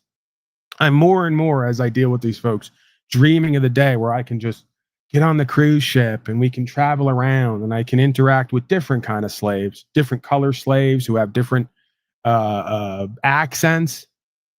Quite frankly, when I did go on an actual cruise with the family way back in the day, we came up on an island full of black people. And we know at my core, I grew up with black people. I love black people. I have a soft spot in my heart for them.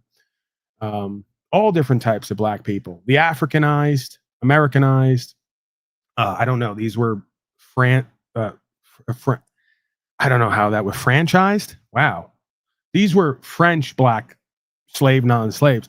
And, you know, like I always do when I go to a new place, I got to kind of ride the line a little bit. I got to have some fun. I got to mix things up. So I don't stay on the reservation, right? I go to the neighborhoods where they tell you not to go because people are poor and they're rowdy and they may have things they're not supposed to have. So I went there and I met a Jamaican sounding African American. How does that work? If you find them on an island, another country, are they still African American? Who knows? I came upon a black man who was selling plants and herbs and smoking reefer out in the middle of the street there. And I said, this is my kind of guy right off the bat. We started talking God and rights and freedom and principles and spiritual faith. And he said to me, why don't you stay here? We need more people like you here. And I said, why don't you come back on the boat with me? We need more people like you there. See, that's also how God works. In case you're wondering, that's another one of those little experiences I had that shows me how God works. And this was in the midst of my family telling me I was crazy, that I should just shut up, that I should stop interfering with their great vacation while they bullshit themselves and each other and get scammed by the other black man who has a monkey. right? That was another thing we got into on that trip. Anecdotes with Paulie boy. This will give you a look into why no one invites me anywhere. So on this same trip, when they had to go looking for me, because Paulie was in the French ghetto with black people and dirt bikes and weed and people selling cocaine, the same way he was when he went to Mexico. My family would have gotten scammed if it wasn't for me, most likely, because the black man came up with a monkey. I'm sure there's an old hacky racist joke there. I'm not even going to get into it. We're never going to get syndicated here if I do that. So the black man came up with a monkey. He put the monkey on, I believe it was my shoulder. I don't know if it was my shoulder or someone I was with. I don't even remember that. You'd think I would remember it. I think he put it on my shoulder. We took a picture. He took the monkey off, and then he said, now you owe me, whatever it was, $20 American. I said, you're going to have a problem now, bud. He goes, what do you mean? You owe me $20 now. I put the monkey on your shoulder. You all took a picture with it because we have the phone slavery and all the cameras, like white people do. They took the picture of the monkey on my shoulder, and then he immediately took it off and said, now you owe me money because you got a picture with the monkey. He said, it's not going to go that way, bud. You got to give informed consent. He said, if you don't, we're going to have some problems here. And I said, what are you prepared to do? And I got kind of loud with him because I felt threatened at that point, and I really didn't want any problems. In my core, I really was hoping he wasn't going to go there. It wasn't going to be an issue because I really don't like rolling around with people. It scares me as grown men when we potentially have to roll around with other grown men. Someone can get hurt. I don't like it. I don't like hurting people or being hurt. So after he realized I wasn't going to back down and be punked by his skinny little ass trying to do corruption, see, because that's what burns me up is when people think they're going to scam me and fraud me and do corruption, I get activated, So then he went to, well, if you don't pay me, I'm going to go get the cop and tell them that you owe us money and that you didn't pay, and they're going to lock you in a jail. I said, you know what? I'll do one better for you. I went over and got the cop myself. Well, he didn't like that. He must have been bullshitting me, right? You want to invoke false authorities after trying to threaten me physically? We can have that conversation. I'll help you out with that. You ain't going to intimidate me with policy and code on my own land or anywhere else. So the cop came over, said, what's going on? We talked to him, and guess how it wound up? The cop wound up proverbially, metaphorically, kicking him in the ass and sending him on his way and telling him, if you don't stop scamming around here and trying to prey on these tourists, your ass is going to go to jail.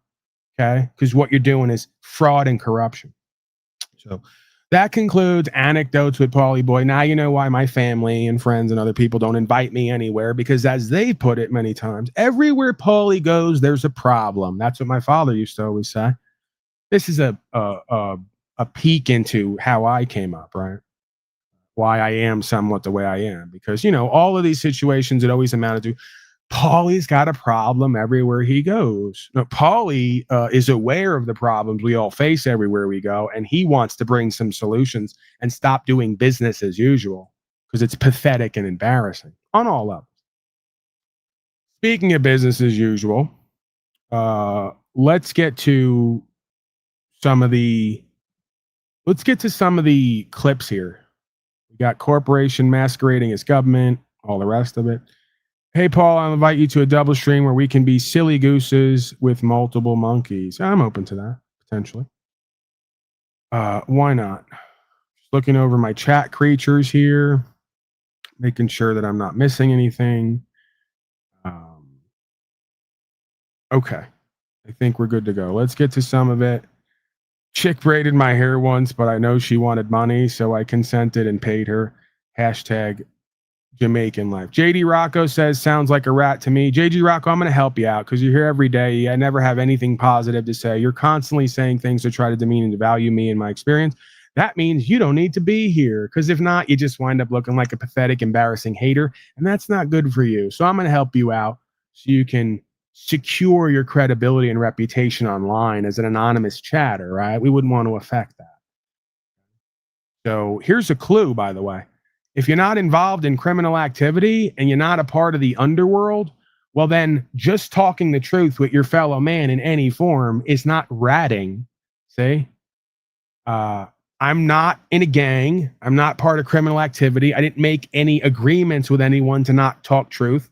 with my fellow man and woman when other people are doing fraud and corruption. And if he wants to invoke that idea, right? Because he literally went like this. If you don't pay me, I'm going to go get the cop right there. He turned around and pointed at him. And he, like, he was motioning, right? He started to motion. So then I said, okay, yeah, come on over. Come here. He's motioning. He wants to get you. Sure. He was coming over anyway. So I said, come on over. Let's have the conversation, right? If he wants that, then that's what he'll get. The same way, I'll give you the proviso so that you all know. You don't get in too deep with me. I don't call policy enforcement here. I've had guns put in my face multiple times. I've been stolen from. I've had a world of issues in my life over the course of 36 years. I've never called the police once. You want to call them and have them show up and ask them about what's going on? I'm going to tell them the truth and the whole truth and nothing but. They're going to be cutting ribbons for me. They're going to have the governor and senators out there cutting ribbons and giving Paulie Boy the keys to the city. You did that. You invoked that.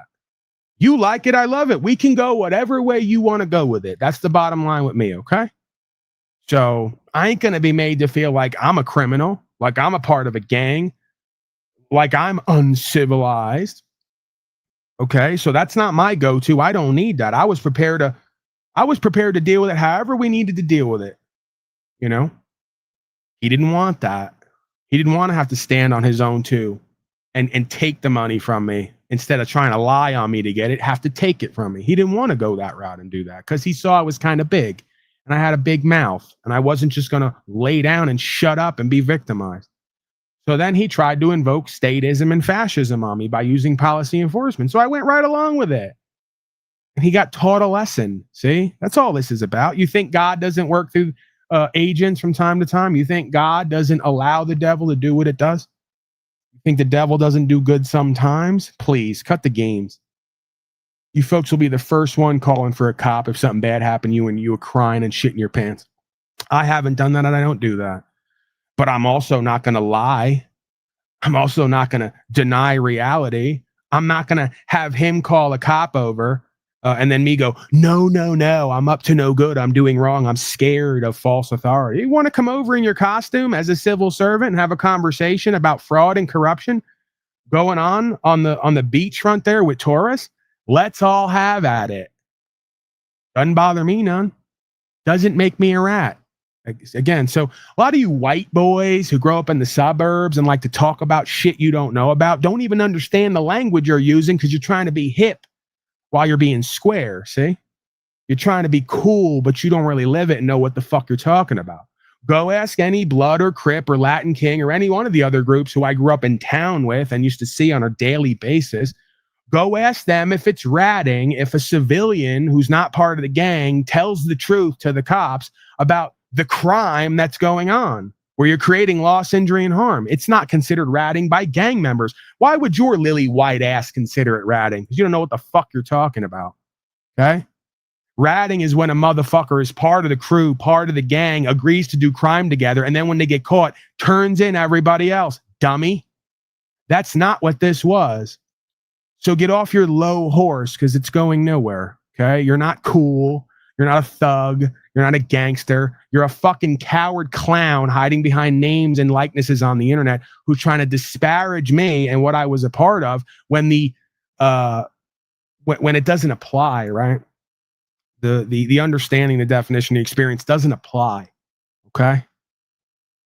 Especially when, like I said, that's not my go-to. I haven't traditionally done that. When I get myself into problems, I get myself out or I deal with it. Okay? And I could go deeper into anecdotal experiences and situations about things I was a part of where I was brought in and questioned for 8 to 12 hours and never gave an answer because I was a part of it, right? Or if I have given an answer, well, I don't, there's a bunch of them.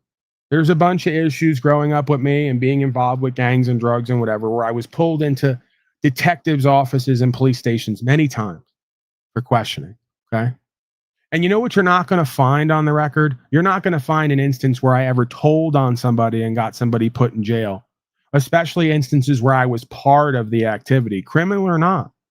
Okay? So imagine that, huh?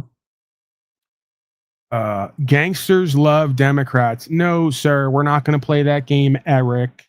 We're not going to play the one-sided projection rejection game. Both sides love gangsters because both sides are involved in gangsters. And your boy Donnie is using the pretense of keeping everyone safe again after he did it once, locking everyone down and sending thugs around to chase everybody back in their house and shoot paintballs at them. We played the video earlier today, right? You must have forgot.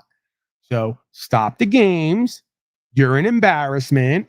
Get some clarity. You're culted. Both sides, left and right, are involved in gangsterism because gangsterism is synonymous with mafiosi. Mafiosi started in Italy. Italy was the pioneer of fascista, fascism. Fascism is defined as the merger of state and corporate powers. Fascism is when we use policy and code of the group to take the rights and property of the individual.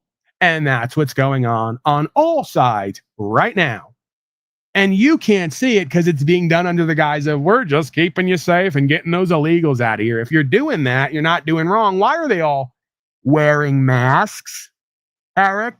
Why are all the good, well-to-do agents who are just keeping us safe and upholding the rule of law and not causing loss, injury, and harm and not taking people to glorified concentration camps because of their legal status? See, legalism is akin to corporatism. Corporatism is fascism because it's not a government, it's a self-defined corporation.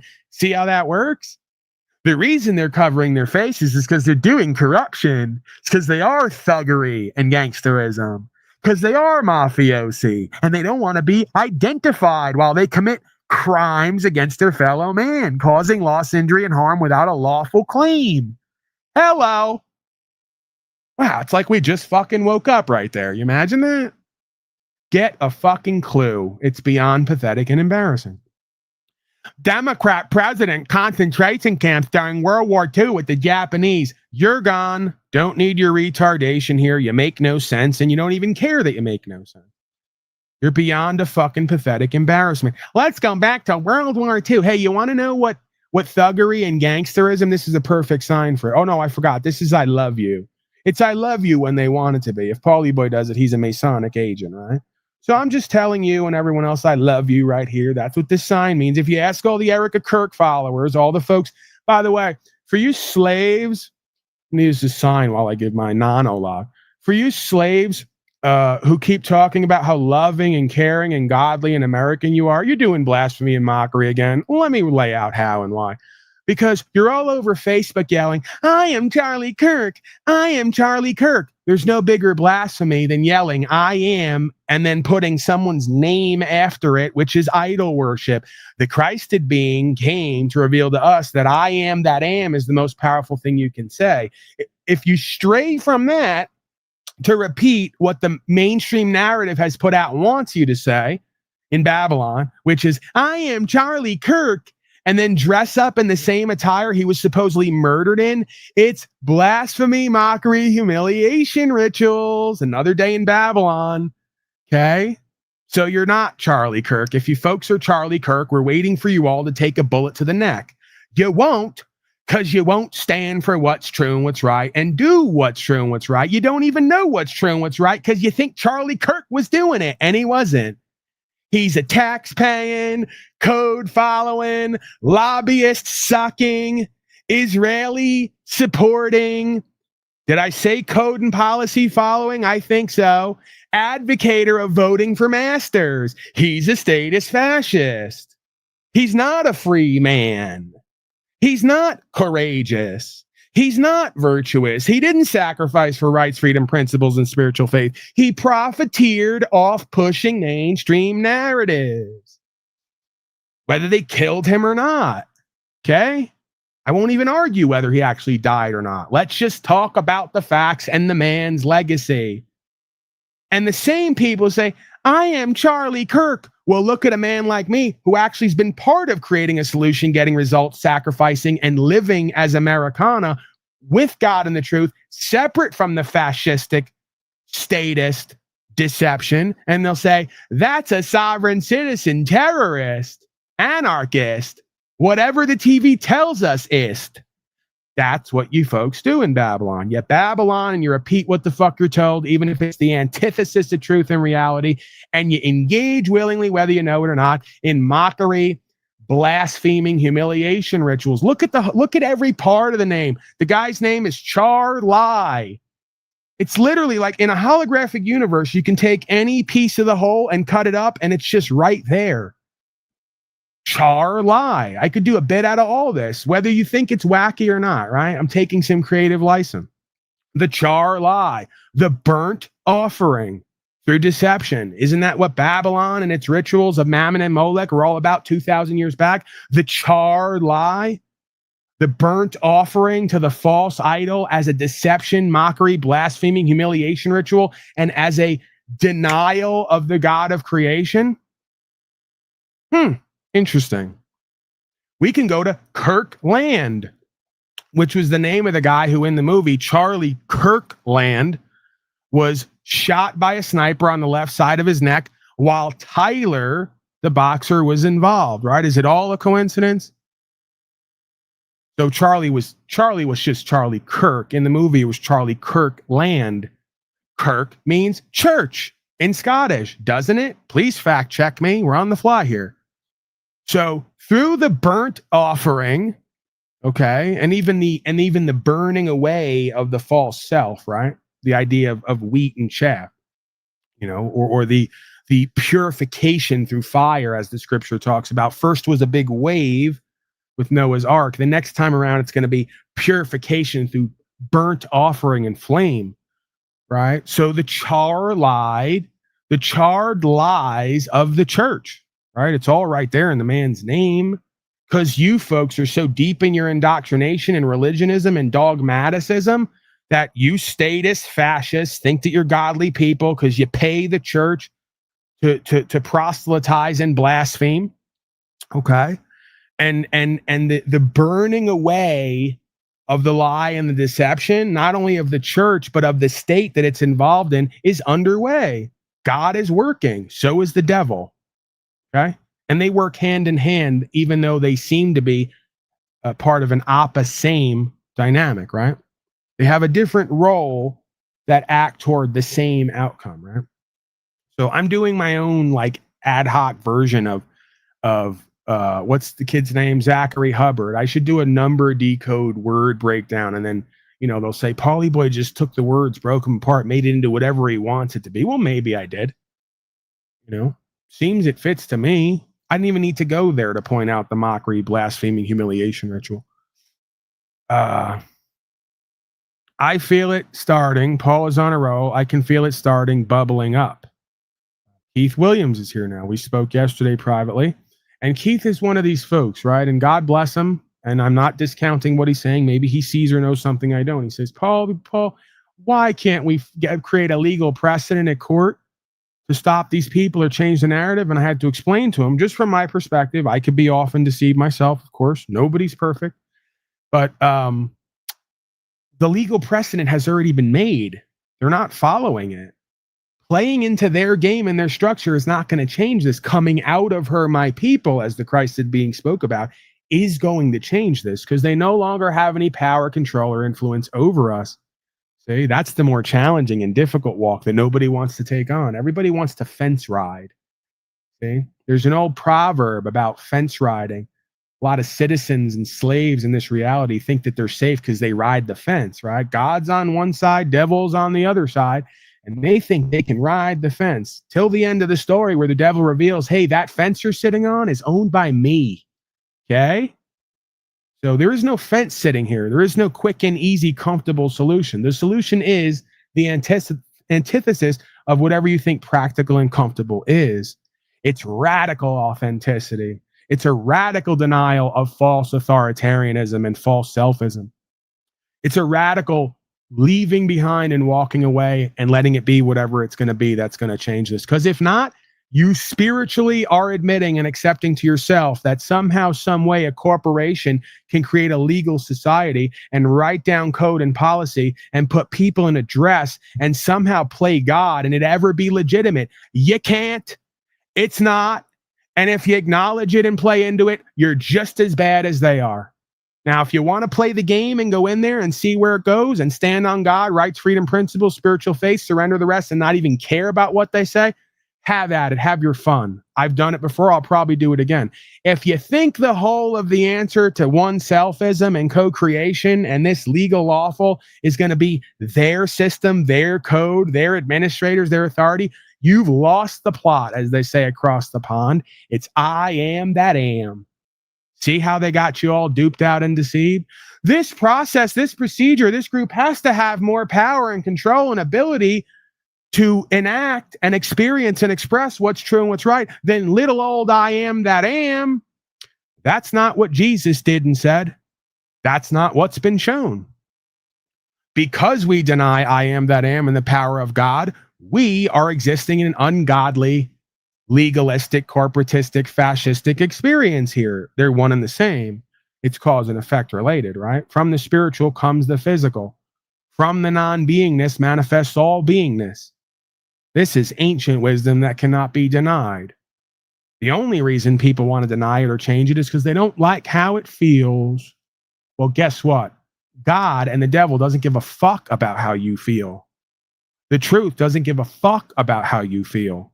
What's true and what's right is true and what's right, regardless of how you feel about it. If you don't do it, you're going to be in a living hellhole and you have no one to blame but yourself. See? The devil only does what God allows, and God allows it to put your ass on the chopping block to bear witness and testimony to who and what you are and what you serve, and it's working perfectly. Okay? God is the original. God is, I don't want to say something that's out of line because, I can cook here and I can go off and make an analogy. I don't want to be too irreverent, if at all. Well, I won't go there. I was going to say God is the original pimp. And God allows the marks and the tricks to test you hoes on who and what you serve and what line you're going to walk and what kind of payment you're going to receive for it, right? It's asking you, where's your power and value located? Who or what do you serve? What line will you walk for your daddy? And then we get the answer based on your actions and how you show up for yourself and others, and what you speak and how you live determines where you are in that equation. Okay? I could come up with a better analogy, but I like being tongue-in-cheek here. I probably should get away from that at times. We're riding a line here between irreverence and blasphemy at times. Julian Barbary says, thank you, Paul. I appreciate you, Mr. Barbary. Scott B., an amazing man, great American, as Sean Hannity says. For have a great stream, brother. Appreciate you, Mr. Scott B. And of course, Jimmy Shively. Jimmy Shively, as it was once said. Appreciate you and all you do, sir. Thank you, says Mr. Shively. The feeling is mutual with all you folks. You are a blessing to I, once again. And rather humbling at times. Don't get confused by how I present here, that I don't go off back to my hovel, to my hole area, to my cave, and sit with myself at times and reevaluate myself and how I live and love and present, and attempt to find a space of thankfulness and gratefulness and being humbled by continual contributors and supporters and co-creators. And in a way, I need that. It keeps me inspired, keeps me somewhat co-creative and focused, keeps me from being too selfish and greedy and therefore unthankful and ungrateful. It's not a good look on me, right? With what I'm here to do. Okay. But the flesh does challenge me. There's no doubt about it, as it does with all of us, right? That's what I think the value of this whole thing is, as I've said many times. The one self holographic reflection. Check a couple things here. Then we're going to hit a couple articles. We got at least an hour left. I might go long. I probably will. I usually do. Although I do need to engage in some self-care and not be too animated and excitable with my present condition. And shout out to Travis, shout out to Leslie F., and other folks who are continual contributors and supporters. It's difficult for me to love and to connect beyond a certain point, but more and more as time goes on and I make myself available to that, more and more I feel that for you guys and with you guys. Please understand that the reason that I am that way, it's not an excuse, it's just an insight into who and what I am, is I've grown up with a lot of hurt and betrayal from people closest to me, so it is that much more difficult for me to open up and receive love and care, and even to love and care for myself. because apparently subconsciously I've been taught that I'm not worthy of that, or that love and care and connection always leads to hurt and harm and pain and betrayal. So I'm more and more each day and along in my life attempting to work myself out of certain states of beingness that are detrimental to myself and others, or just not as beneficial as they could be, right? And it seems that that's a long game process. And I don't have any complete answers on that, right? So if you're looking for that aspect of me and you're not finding that as much as you could be, please understand why. And know that's not an excuse to tolerate my less than fully formed human behavior, so to speak. It's just a level of awareness that potentially allows you to mitigate the negativity on your side of the experience, right? And I find that that's a helpful tool for all of us, right? Try to see the quote unquote hurt child in everybody that manifests the present beingness of who and what we all are as adults, right? This will mitigate the impact of us not feeling as loved or connected, or giving a lot of that and not receiving that, right? Yeah, for whatever that's worth. Maybe somebody out there needs or wants to hear that. The pretending is very rampant.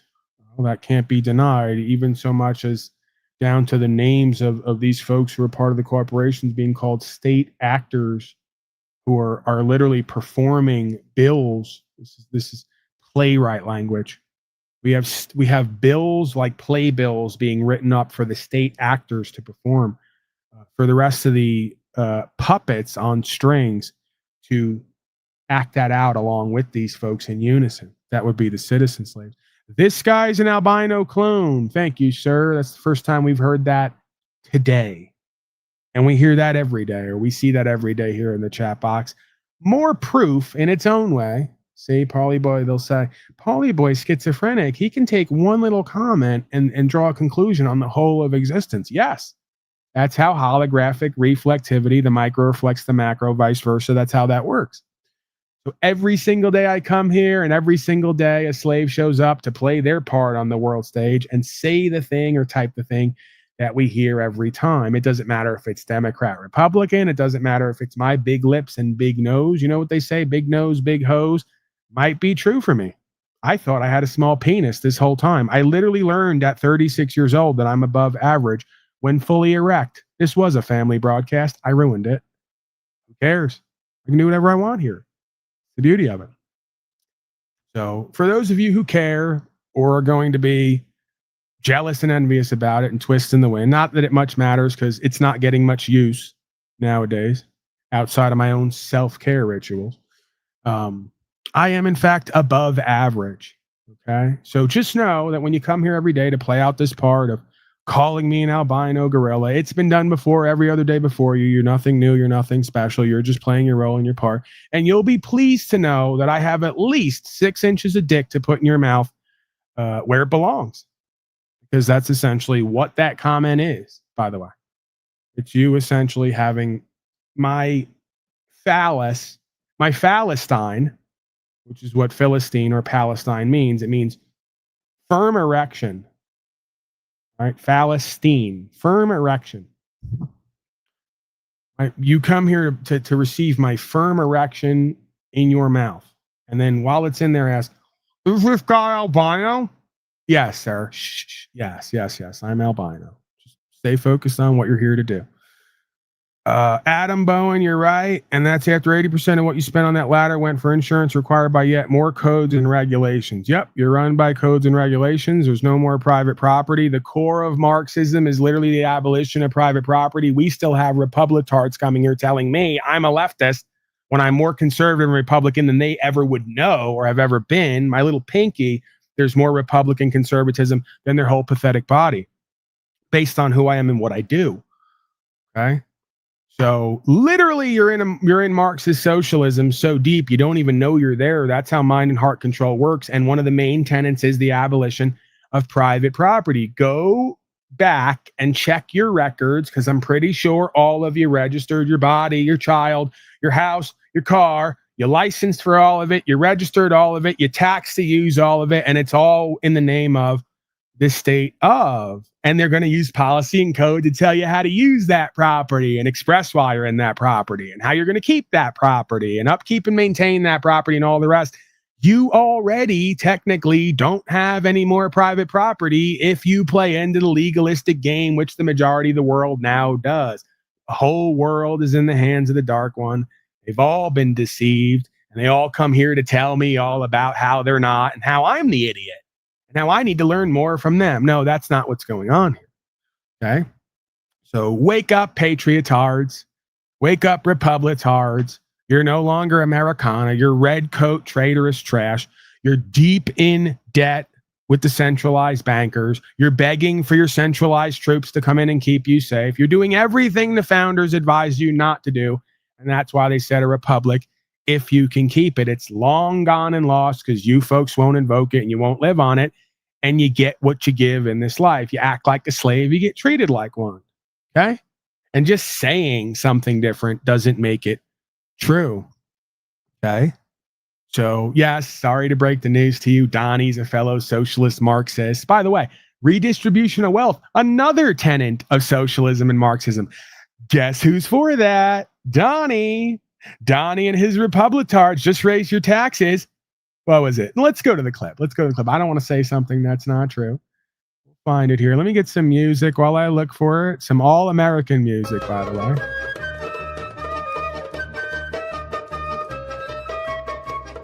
Yes, that feels good, doesn't it? Got it right here. There we go. Republicans raising taxes on people making under $30,000 a year. Wasn't that special? Next page in 2031, anyone making less than 15,000 sees that. Check this out. I thought this was a mistake. I thought I was not reading this correctly. An increase in their taxes of 74.3%.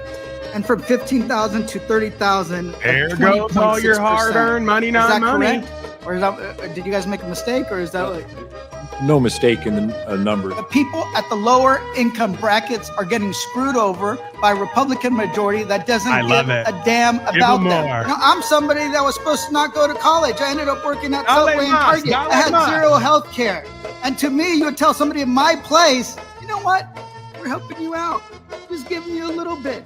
But the billionaires are the ones that make the most money and deserve the most help. That's your logic. But you all want to tout a tax plan that increases taxes on people making under $30,000 a year, the folks that are struggling, and then cutting their Medicaid on top of that. That's the most insulting thing I've ever heard in my life. No, it's the most accurate thing ever that needs to happen, because we got slaves still running around here calling me a leftist when I'm more Republican than they are by definition, who don't even understand they're so deep in Israeli-sponsored socialism, Nazism, Zionism, Marxism. They can't even see the forest for the trees here. Imagine that. So redistribution of wealth, another one of those Marxist socialist tenets. And that's what taxation is. We're going to use policy and code, convince you that it's law, get you to give us more money, non-money on those making less than $30,000 a year. You know why? Because we got to send it to Israel. We got to give food stamps to the trannies in the inner cities who don't want to work. More redistribution of wealth, huh? You don't like that, but you're not going to go against it. You're going to keep cooperating and complying because you're a pimped out bitch-ass slave. And that's your theme song in the background. This is your theme song. While you wail at the wall, while you cry at the wall and metaphorically fillet Satan. This is what this motion is. You think it's all coincidence every time? This is what this motion at the Wailing Wall is. It's perfect. This is what the average citizen slave does. The world, not only just citizen slaves of the countries, the corporations, the world. This is the average motion that they make. It's called a filleting motion. They can't help but to suck that devil's dick. Try to get more benefits and privileges, power and control, freedom from the thing they have to face that they want to ignore, right? Just keep voting, just keep filleting, just keep paying. It'll get better. It'll get better. That's where we're at.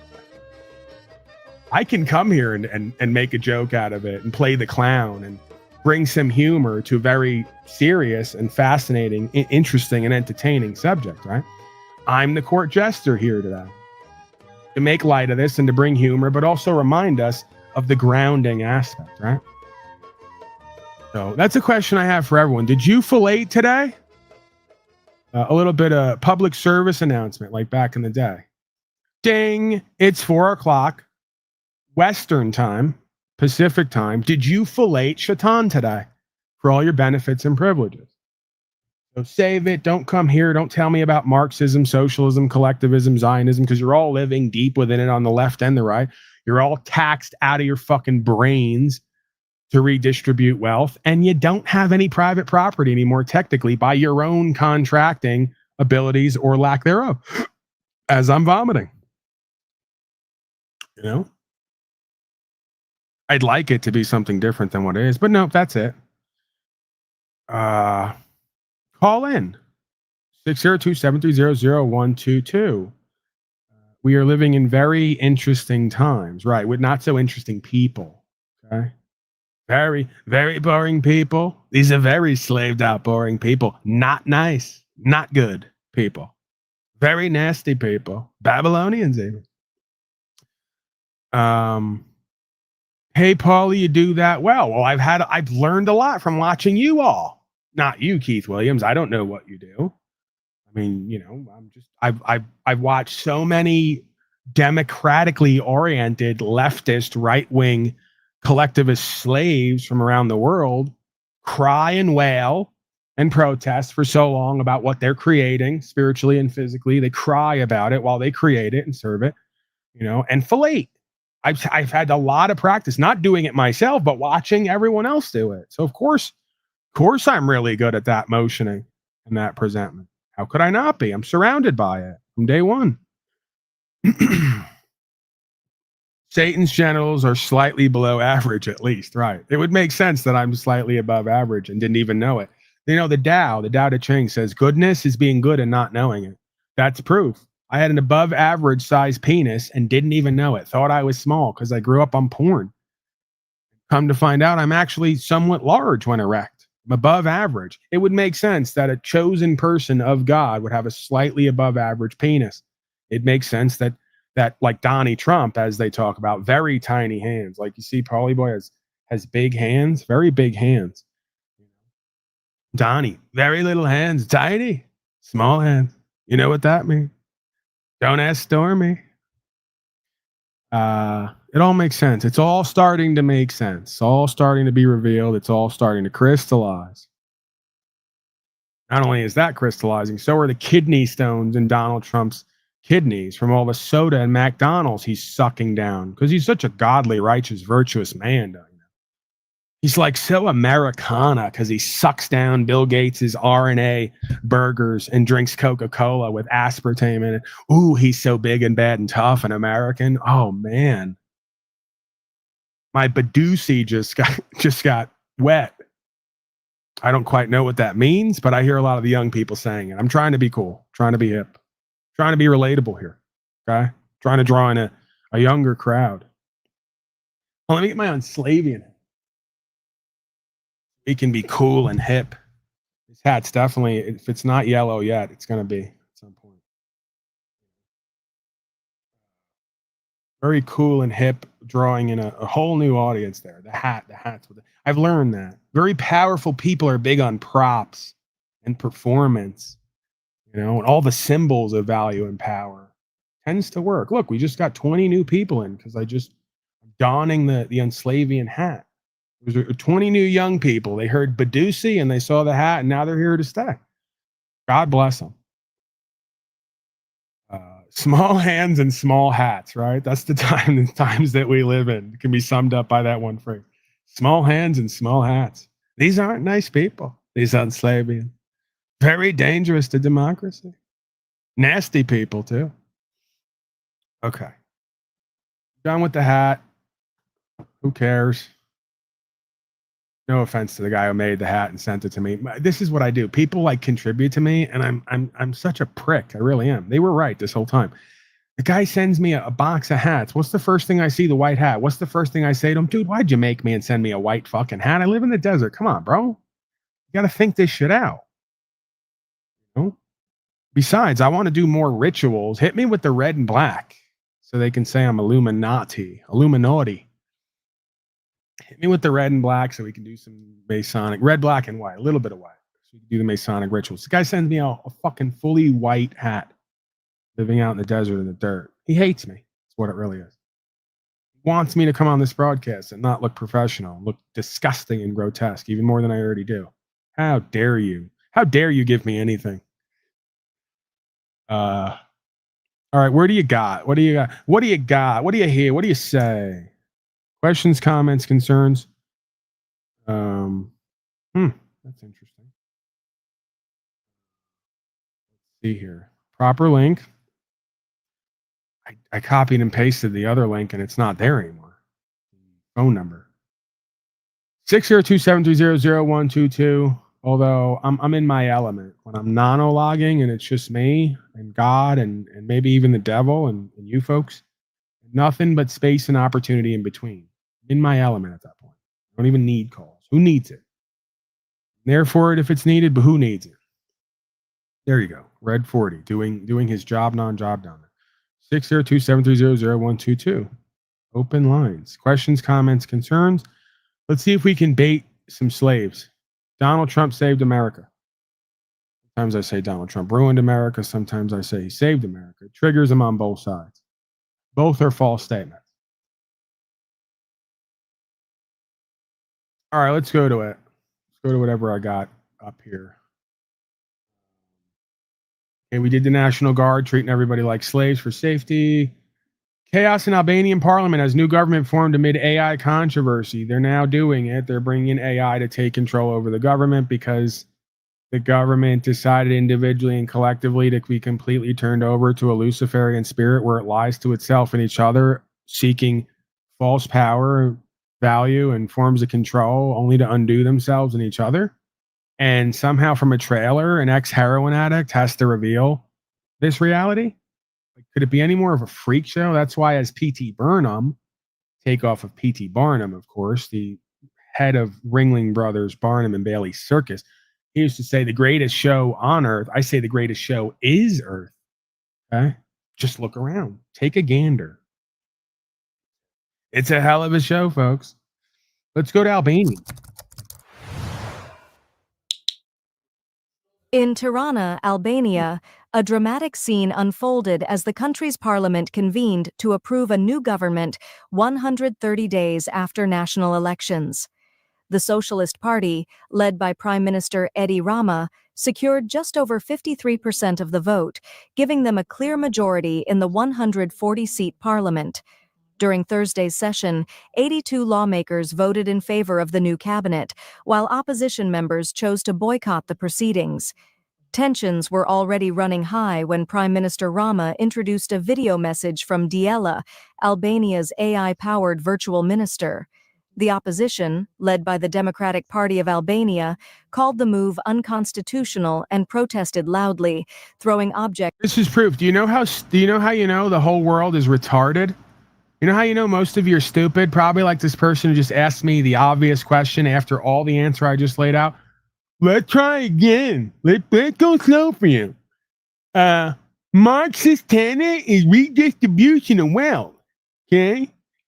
Telling everybody that they have to give what they work for to the corporation so the corporation can give it to Israel and other retarded people.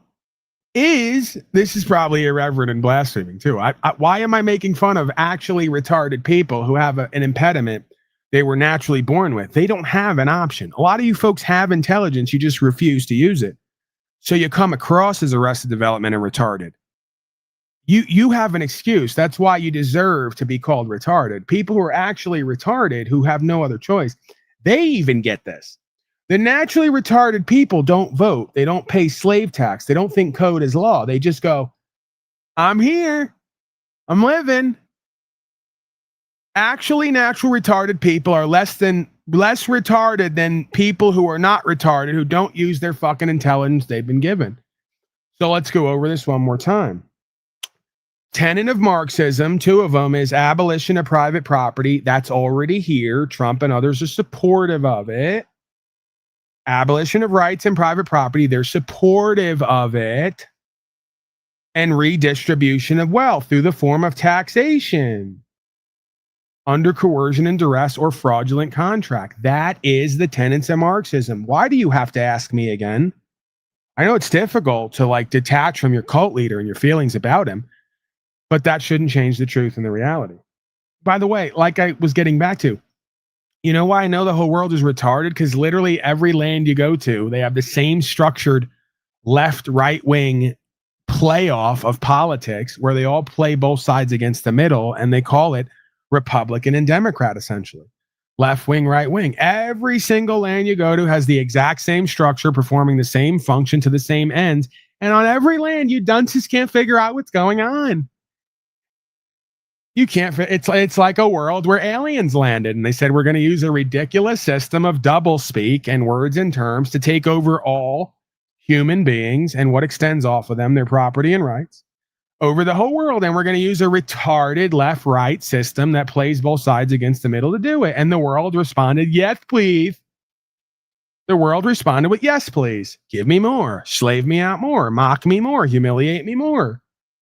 Convince me more that I can choose one or two sides and things are going to get better. You fucking love it. You all love it. And then you go buy a shirt, the only white shirt that Charlie Kirk ever wore to an interview. They can't find one other time he wore a white shirt. Coincidentally, the only time that he had the blood come out is when he wore a white shirt. That's a coincidence. They go and buy the white shirt that says freedom. They put it on and they go, I am Charlie. I'm a Republican. I'm for rights and freedoms. I go, no, you're for Marxism based on the tenets and what's actually happening. Doesn't matter what you call it. You guys are pretending. You're lying to yourselves and each other. And that's part of the mockery, blasphemy, humiliation ritual. You're doing slavery and Marxism. You're calling it freedom. Beyond arrested development and retardation. I'm having fun here today with my voices and presentments. I don't care. People don't like it. I could literally sit here in silence and just stare at people like this. I could literally pull my dick and balls out on this broadcast. I could stand on my head and dress up like a clown with big floppy shoes and a red nose. None of it would be even close to as ridiculous and retarded and off-putting and concerning as what we're all seeing here on the day-to-day landscape with supposed professionals in charge, who you're all paying to run your lives and administrate your property. Imagine how free I am in this moment and on this broadcast with that understanding and that realization. Okay, we're almost there. Cabinet members in a display of frustration and anger. The session was momentarily thrown into chaos as security stepped in and government officials tried to maintain order. Hold on, I'm not going to get through this because I have so many retards in the chat who just keep bleeding stuff out. B-L-E-E-T, like a llama. Bleat, bleat. They just keep throwing out crap. Every time they've said something ridiculous and I correct them, they say the next ridiculous thing that all retards are known for saying. Here's one you've heard many times. Our country matters. We have the best system in the world. There's no utopia. Yeah, you do have the best system in the world. It's called the rule of law. Statute, policy, and code is not law. It's given the force of law through the consent of the governed. You're destroying the best system that exists on the world with your corporatism, fascism, and false patriotism. That's you. I'm upholding the rule of law by qualifying the difference between legal and lawful, between creationism and capitalism, as you put it, or free trade versus corruption and cronyism. Okay? So that's me. I'm upholding the rule of law. I'm speaking the truth about the differences. You're so deceived and dunced out. You keep repeating shit to try to demean and devalue the truth that I'm speaking and experiencing. Because you're not only retarded, you're an agent of the deceptive Babylonian state of. You don't want us to come out. You don't want us to know the truth. You don't want us to take our property and various rights back. You don't want us to stop the Marxism and the socialism of no private property, no rights, and no redistribution of wealth. You are a satanic, Luciferian, deceiving agent and dupe. Like most statists, like most good citizens, that's your role. They've got you. You're a puppet on a string. You don't even know it. That's how mind and heart control is so effective. You just keep repeating what everyone else like you says, and you don't even know it's not your own thoughts and feelings. It's the ones they gave you on TV and your fellow man and woman who are not man and woman. They're persons, hollow husks of what they used to be or could be, wearing a mask, coping. Okay? That's you and everyone around you. And you all speak like NPCs, all in one voice, the same phrases from the beginning of time till the end of time. Put that in the box with the taxation's for the roads. How many times we've heard that garbage? Trillions of dollars being extracted to give away to Israel, Ukraine, to bomb the whole world, to do genocide campaigns, blocking out the sun with poison chemicals, to re-engineer everybody's biology, RNA and DNA. By the way, are you gonna bring up that Donnie had Fauci and Bill Gates and all the usual suspects to the White House again to laugh and giggle with them and promote their newest cancer vaccines? You fucking slaves. Do I want to see it happen? No. Do I know it needs to happen? Yes. Am I going to laugh my balls off in between crying when they lock you slaves down again and push the next shot on you and 80% of you take it again because you're punk fucking cowards at your core?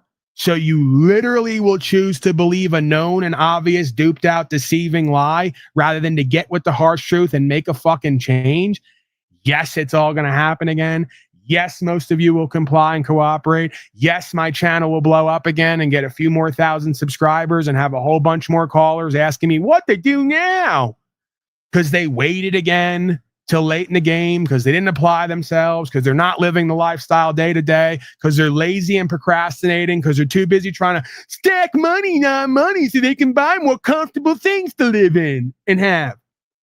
This is all of you, the majority of you.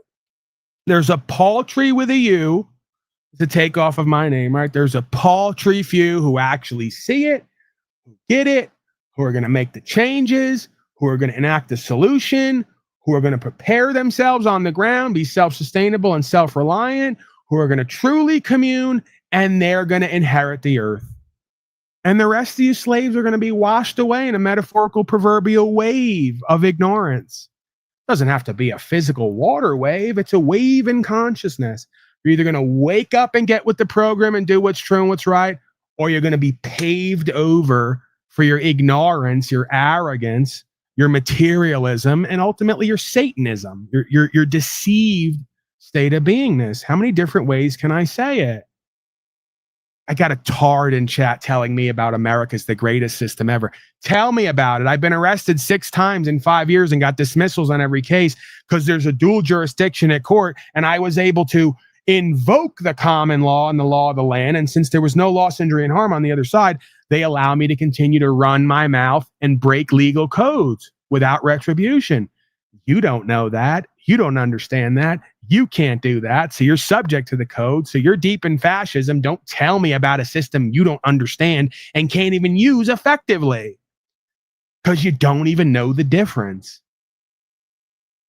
Another guy who's teaching me from chat, man, I should, what do I owe you guys? All you chat dwellers who come in here to teach me about how life works. Because, I'm on one. I'm off in who knows where, what land. I don't know what planet I'm on, right? You guys are down to earth. You really get it.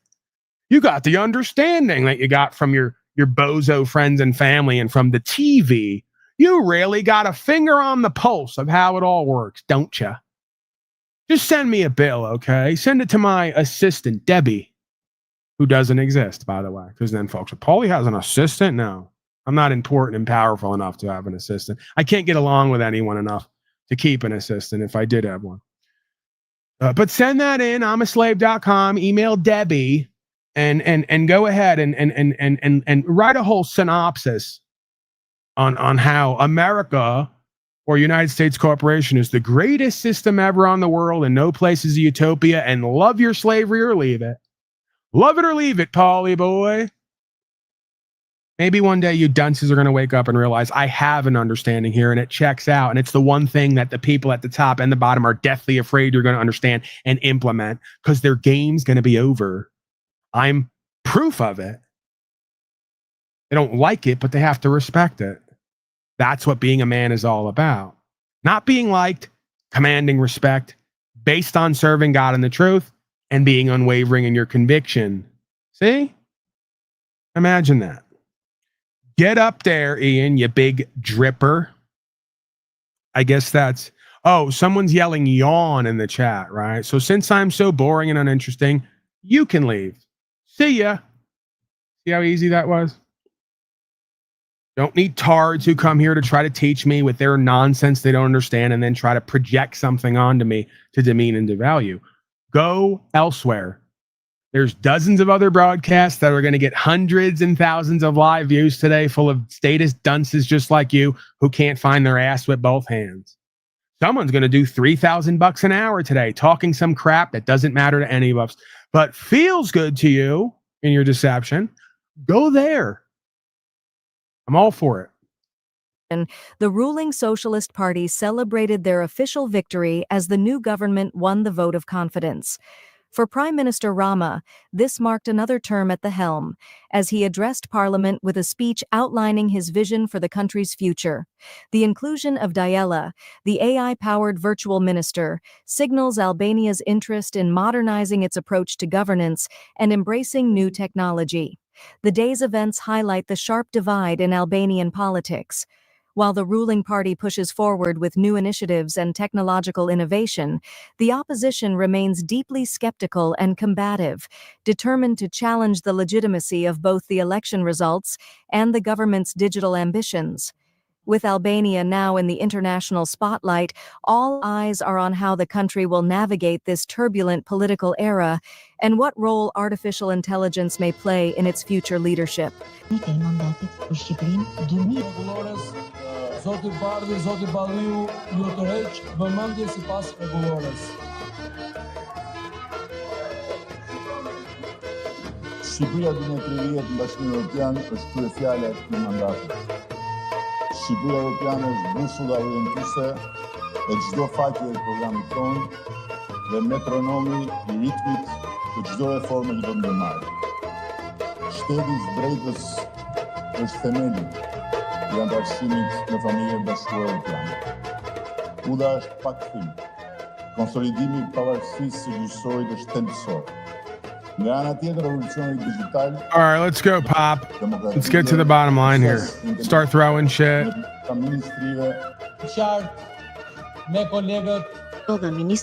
Okay, so it's not even the right clip. One of these clips, they start throwing shit. They start losing their minds because they instituted an AI government now. One of these nations. And the dunce is still in my chat. It's going to have to be removed for his own good. This is why this system on the other side exists, to take all of you away to a padded cell because you can't get with it, as you call me mentally ill. Like I said, that's the Democratic Party. Bill Gates is a Democrat. You're so retarded that you're sitting here now making excuses for Bill Gates as a war criminal, as a fraud, as a perpetrator of malicious events, admitting he wants to lower world population and then starts pushing vaxes for something that some might say they created. But you don't care about that. That doesn't matter. Donnie shouldn't be having these folks arrested for war crimes and for genocide. Donnie should invite them to laugh and giggle with them at the White House because, you know, it's a two-party system and that's just the Democrats doing what they do. You're beyond hope. I'm not going to continue to engage with you. Buy into your slavery all you want. Enjoy your fucking genocide campaign. I hope you get everything you deserve. You need it. All right, let's continue on here. That's one of Polyboy. Okay, we're done. I'm not interested in your tribalism either. I have comrades, right? Yeah. I have comrades. We have a cult here, right? He's literally in a statist fascistic cult where he's making excuses for the guy who's working with war criminals and genocidal murderers through false contracts and medical tyrannies. but I'm with comrades and I'm the socialist and I'm the commie and I'm the culted one, right? More projection. That's you. And everyone like you. You're gone. What are we on? 3 to 5 tards already? I had to ban here today because they keep just blurting shit out that makes no sense and trying to overwrite what I'm saying that makes sense and is discernible, demonstrable, definable, explainable, experiential, and repeatable. So much so, you slaves have literally done the same thing all day, every day for decades upon decades, and you're still convincing yourselves and everyone else that it's working when it's patently, empirically the obvious opposite of that, right? Speaking of which, to prove my point even more, we have it here somewhere. We did the taxation, raising taxes on people 30,000 or less. Where is it? And okay, how about this? Ted Cruz goes viral for saying, "Stop attacking pedophiles." Sarah Lynn Milgram, 26, and Yaron Lachinsky, 30. Israeli embassy staffers newly in love on the verge of engagement, brutally murdered. Mike Gill, 56, a husband, father of 3. Former Trump administration official shot in cold blood during a D.C. carjacking rampage. These aren't just names. These are sons and daughters, husbands and wives, parents and grandchildren. Mrs. Cook, thank you for being here. Thank you for sharing the unbelievable pain and loss that you have endured through the loss of your grandson. I'm sorry that happened. Your grandson should have been protected. The city should have protected your grandson. He should still be alive. Play on the heartstrings, convince everybody there to keep us safe. Keeps on happening. Right. Now, Senator Booker also said we should have bipartisan agreement. I think that's a great idea. We should have bipartisan agreement. How about we all come together and say, let's stop murders? How about we all come together and say, let's stop rape? How about we all come together and say, let's stop attacking pedophiles? What? I want you to look at what happened when the National Guard went to D.C. Robbery fell. Okay, I'm going to stop you there, Ted. Thanks for the Freudian slip. Let's all get together. He didn't even correct himself after he said it. Let's all get together and stop attacking pedophiles. Okay. Is this maybe why you don't want to release the Epstein list that Donnie and all the rest of them on both sides are on? Obviously, many of them. Because Ted and others had the belief that we should all with one voice declare we not only support Israel, but we're going to stop attacking pedophiles. Isn't that interesting? Tell me more from the chat box about how your Republicans and or Democrats are just here to keep order and keep everybody safe. While I say what's obvious, and while I show what's obvious, that they're here to deceive you and to do war crimes and to human traffic and to run drugs and to, do fraud and waste and write up bills that they siphon money off of while they build walls and all the rest of the crap that they scam you slaves out of for your safety, of course. It's all right there, right? Over and over again. So let's finish up here. By 57%. Homicide fell by 58%. Homicide, sex abuse bad stuff, fell death, by children. 40%. Yep. Those This are is how real the devil results. comes to everyone. It just starts yelling stuff out that it helps to create, right? Let's disarm all the people in the inner cities. Murders will go crazy. Gang activity will blow up. Then we can come in even more and go, well, look how scary it is. Kids dying, people getting shot. Yeah, because you took everybody's property rights and rights to have guns away. And everybody's taxed through the roof. And when you have fascism and statism and socialism, everybody's poor and broke. Everybody's deprived of some kind of morale and morality. No one can defend themselves. And all the criminals in or out of uniform get to run rampant on everyone. Isn't that what always happens, folks, historically? And Detective Pemberton, we got to do something about you would this. Tell this committee what was the effect of the 2022 Comprehensive Policing and Justice Reform Law, and what would the benefit be for the people of D.C. if Congress passes my Clean D.C. Act? Thank you, Senator Cruz, and thank you for introducing the Clean Right, D.C. another act. Which repeals the comprehensive. We're a bunch of actors, state actors, and we get up here and put on performances and convince you that we're good people, and also stop attacking pedophiles and raise the taxes on people 30,000 or less so we can give money to Israel, and don't release the Epstein list. but something's got to be done about all this unsafety going on. We got an answer for you. Another bill. Pay us now. Well, great. What do we owe you, right? Another bill on credit stuck to the credit report of every man and woman voluntarily claiming to be a U.S. citizen, part of a corporation. More bills for them. Get that debt up nice and high to where it's insolvent, right? Right. We got someone in the back. Let's go to them. Let me put my wall up. I think this is apropos. Where is it? There it is. Ancient waves, modern graves. Are you there, sir? What's up, man? You know me. It's just it's an old moniker. Oh, it's TBE. No, I'm not. Don't dead name me, please. Don't dead name me. Oh, the artist formerly known as TBE. What's up, man? What's going on, buddy? Good to see you, man. How are things, man? Well, we're good, man. We're deep in like fascism and statism, and I'm feeling safe about it. I gotta say, people are mouth watering for fascism, man. Oh yeah. Nothing feels as safe as little down home fascism and statism, like mom used to make, you know? It's like apple pie, right? Fascism like apple pie. Right. Yeah. Well, you know, my mother was another Babylonian harlot whore, and she really loved inauthentic corporate beta males who had money to pay for all her shit, or she really loved thugged out, gangsterous, unscrupulous criminals, right? She kind of had a little twist on either side, right? A little fetishism between the two. That's crazy. Yeah. So, you know, on Monday, she get herself an inauthentic corporate beta male with a good corporate job to pay for all her shit. Modern dating scene. And then on Sunday, she goes and finds a gangsteristic, thugging, unscrupulous, you know, criminal to fuck her real good, right? And out of that came yours truly. Out of that blasphemic monstrosity came yours truly. I'm guessing I was born to the unscrupulous, criminal-minded, thugging gangster wannabe, right? I don't have too much inauthentic corporate male in me. Matter of fact, definitely don't. If I did, I'd be way more successful, arguably, in certain ways. Your thoughts on any of that? Well, I'm just taking it all in. That sounds Right. That's a lot to take in. Smart man. Sounds like the modern dating scene. Honestly, beta male on the side, corporate takeover on the right. That sounds like I don't know. I just wanted to come in and say what's up, see how you're doing, man. All right, well, I'm here, man. I'm here for it. We're here for it. You're looking good, man. You're looking good, man. You're looking healthy, man. Thank you. What are you doing later? Yeah.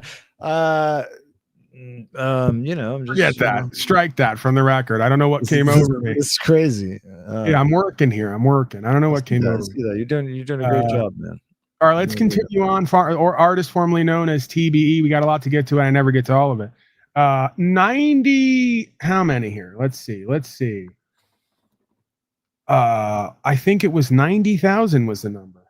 Let me check my punctilious notes here. What I need to know. That definitely stumped me, Red 40. I'm sorry. I didn't know what to say. The guy came on to me. I don't know what to say. I was flabbergasted. It's here somewhere. I got it here somewhere. Where's the Asian man? I know I have Asian man. There's Kash Patel looking completely out of his mind, wide-eyed and psychotic. That's not it. Definitely bad on purpose. This guy that's supposed to be like the head of the FBI looking absolutely insane. Yeah, no, that's okay. You know what? I know what I was told and what I had to realize. This look right here. This look is how people are really aware. It's how they see a whole bunch of shit that the rest of us don't see. You know, their eyes are really wide and open and able to like see and receive all this intel and information. He looked like someone put it in his keister for just a moment. Oh wow, yeah. On here, I don't know anything about that. Let's just, I'm very politically correct on here. I don't. I'm saying I don't know. Sorry, I'm sorry I brought such a boorish topic. No, yeah, I'm used to it with the likes of you and others, but I here on this broadcast wouldn't know anything about that. Okay.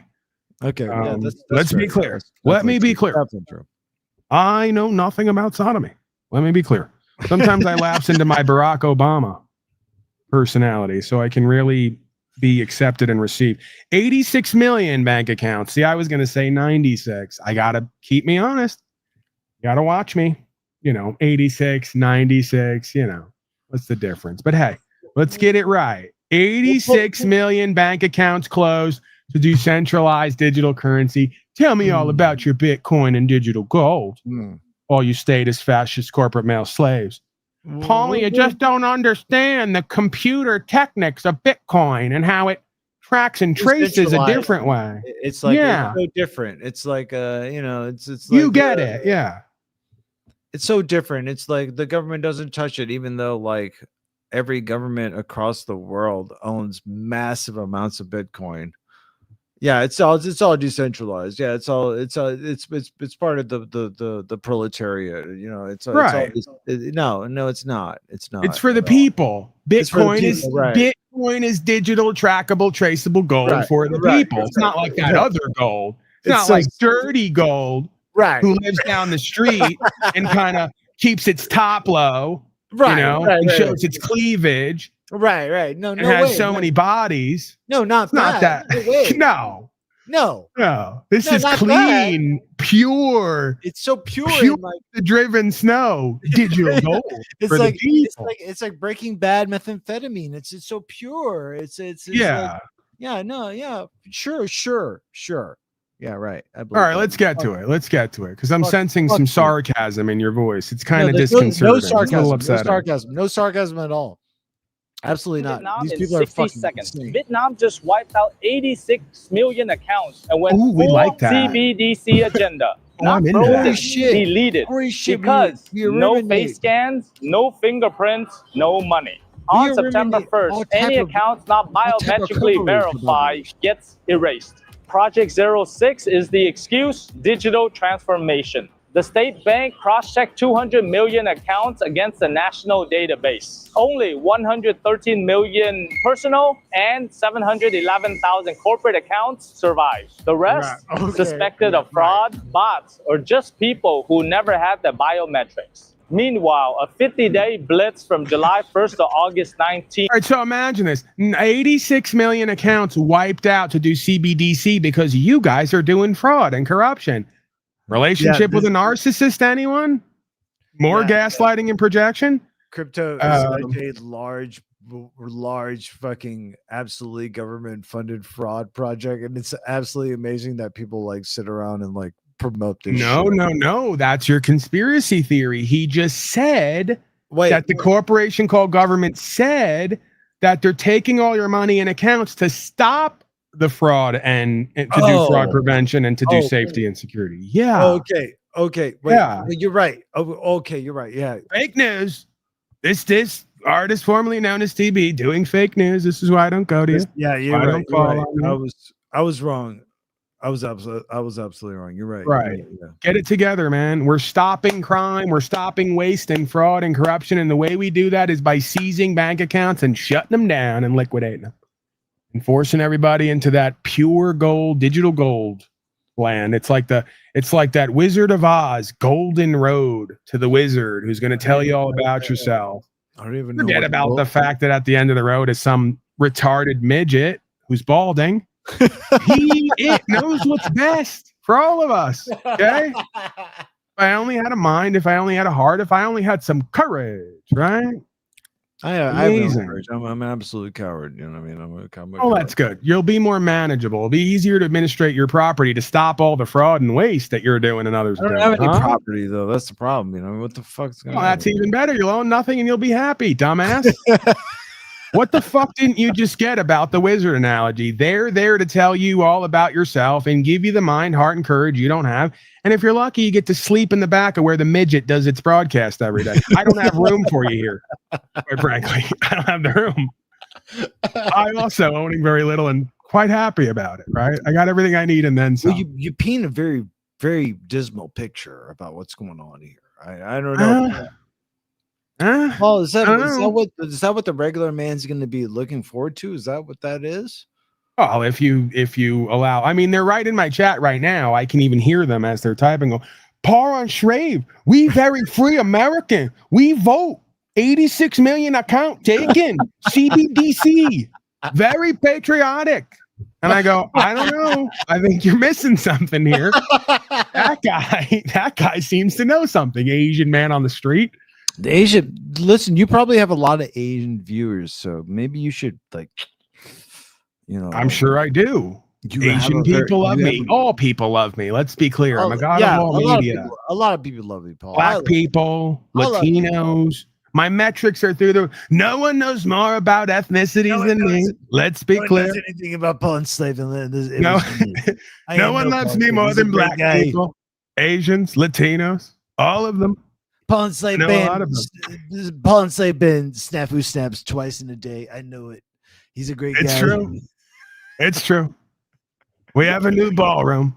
That's a room where everyone washes my balls. It's beautiful. We never had that before. It must be great to have like such a following like you do, Paul, to have like ball washers like you do. Like that's I mean I know I'm not, it's not something to be, you know, this is where you take it to a prideful, egocentric place. Okay. I don't do that, which is why I'm fit to be god of all media, because I have all my pride and ego removed from the scenario. Now try to get out of your own way. Get out of your own imagination. We saw Mr. Talcott was down there. No. You don't speak when I'm interrupting. Okay. God of all media. So let's think practical. Let's get out of our ego and out of our imagination and pride. I need ball washers because I almost died of obesity last year. And quite frankly, I can't get out of this chair. Someone's going to have to wash my balls in order to get this broadcast done, or just for me to live and exist, man. It's a lot like Jesus and his disciples, right? This is pure connection and practicality. You're making it something it's not. This is why I don't go to you. You're not a nice man. Very nasty. Yeah, you're probably right. Fine. That's fine. All right, that's good. See, we've found a meeting of the minds here. We found an agreement. Federal government shut down. That's probably not. TV, please. Assessment. It was fine. Please. We're in a government shutdown here. You said? Yeah, this is a very serious and momentous event. Let's shift energies here, please. On the fly. Let's pivot. Let's go. We're working. We're working here. Let's go, baby. All right, I might have to put him in the back. I don't want to do it. I like the kid. It's not a god of all media, though.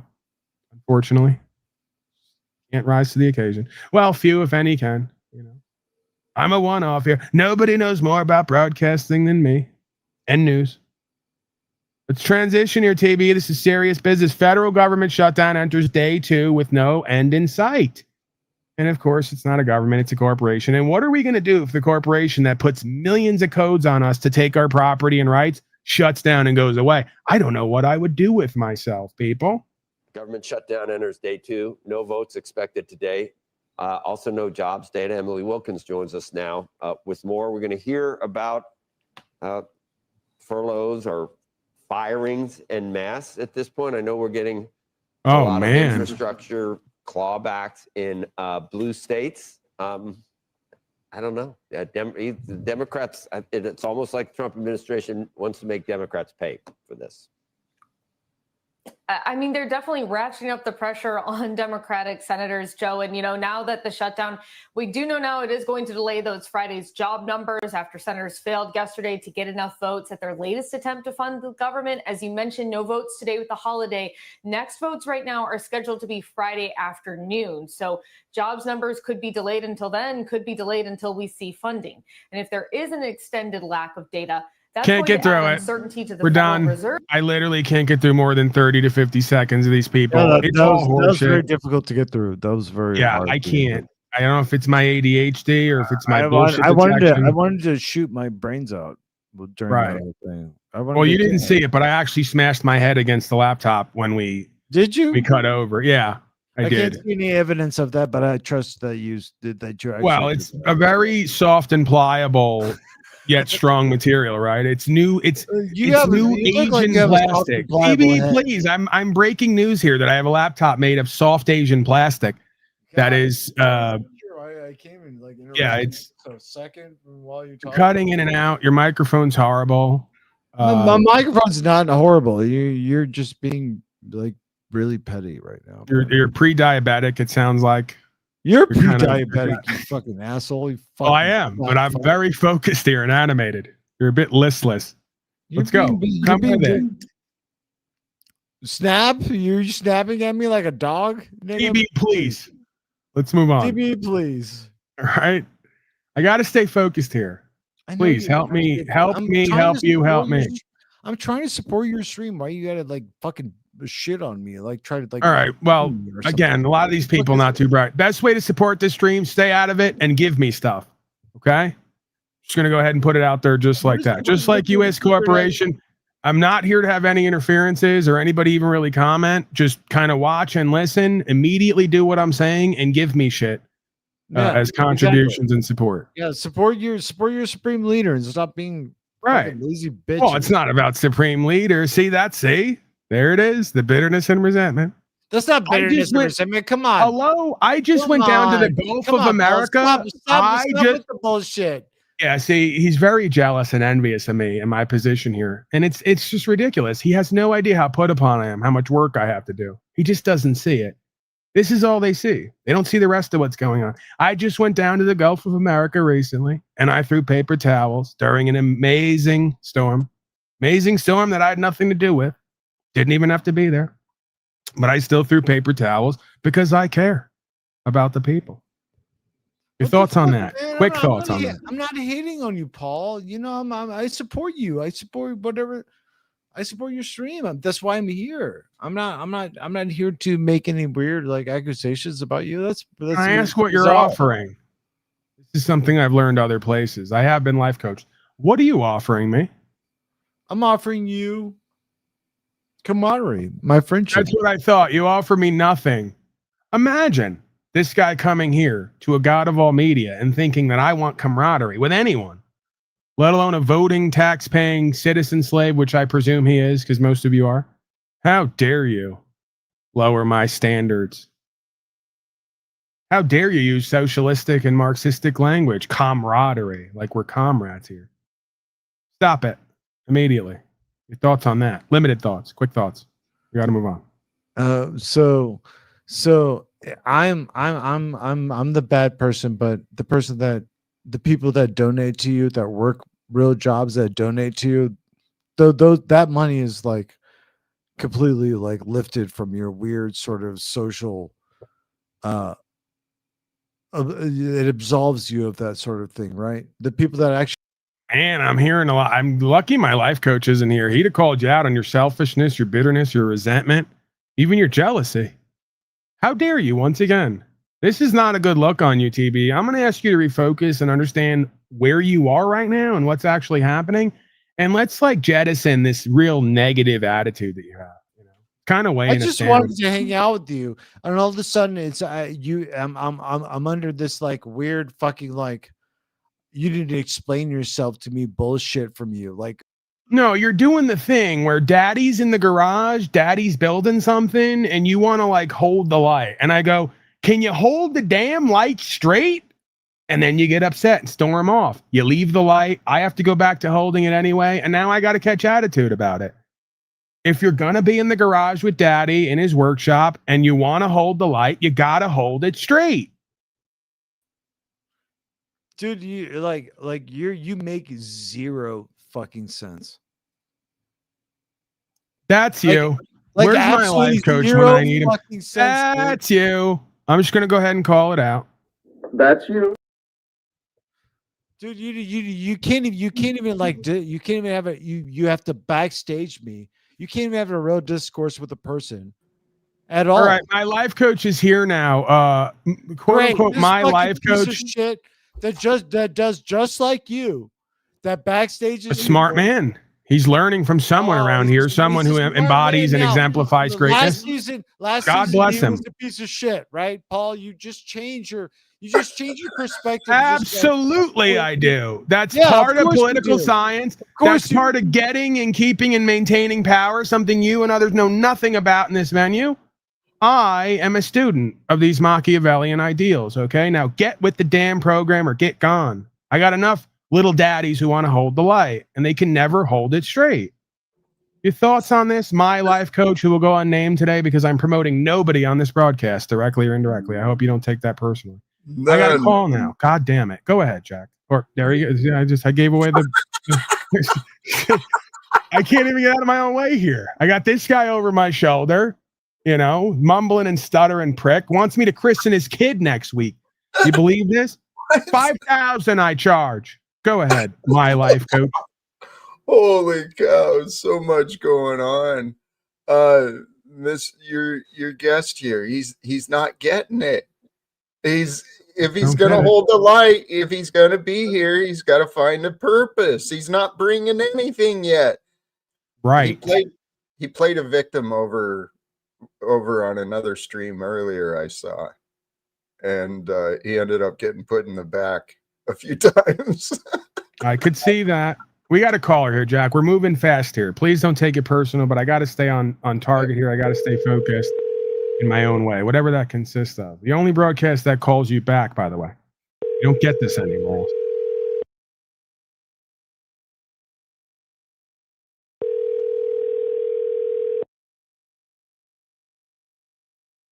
Come on, I know you're there. You just called me. What the hell?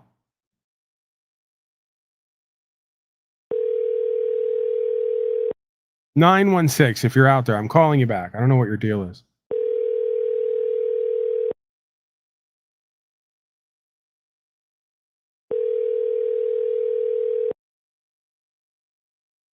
Believe this?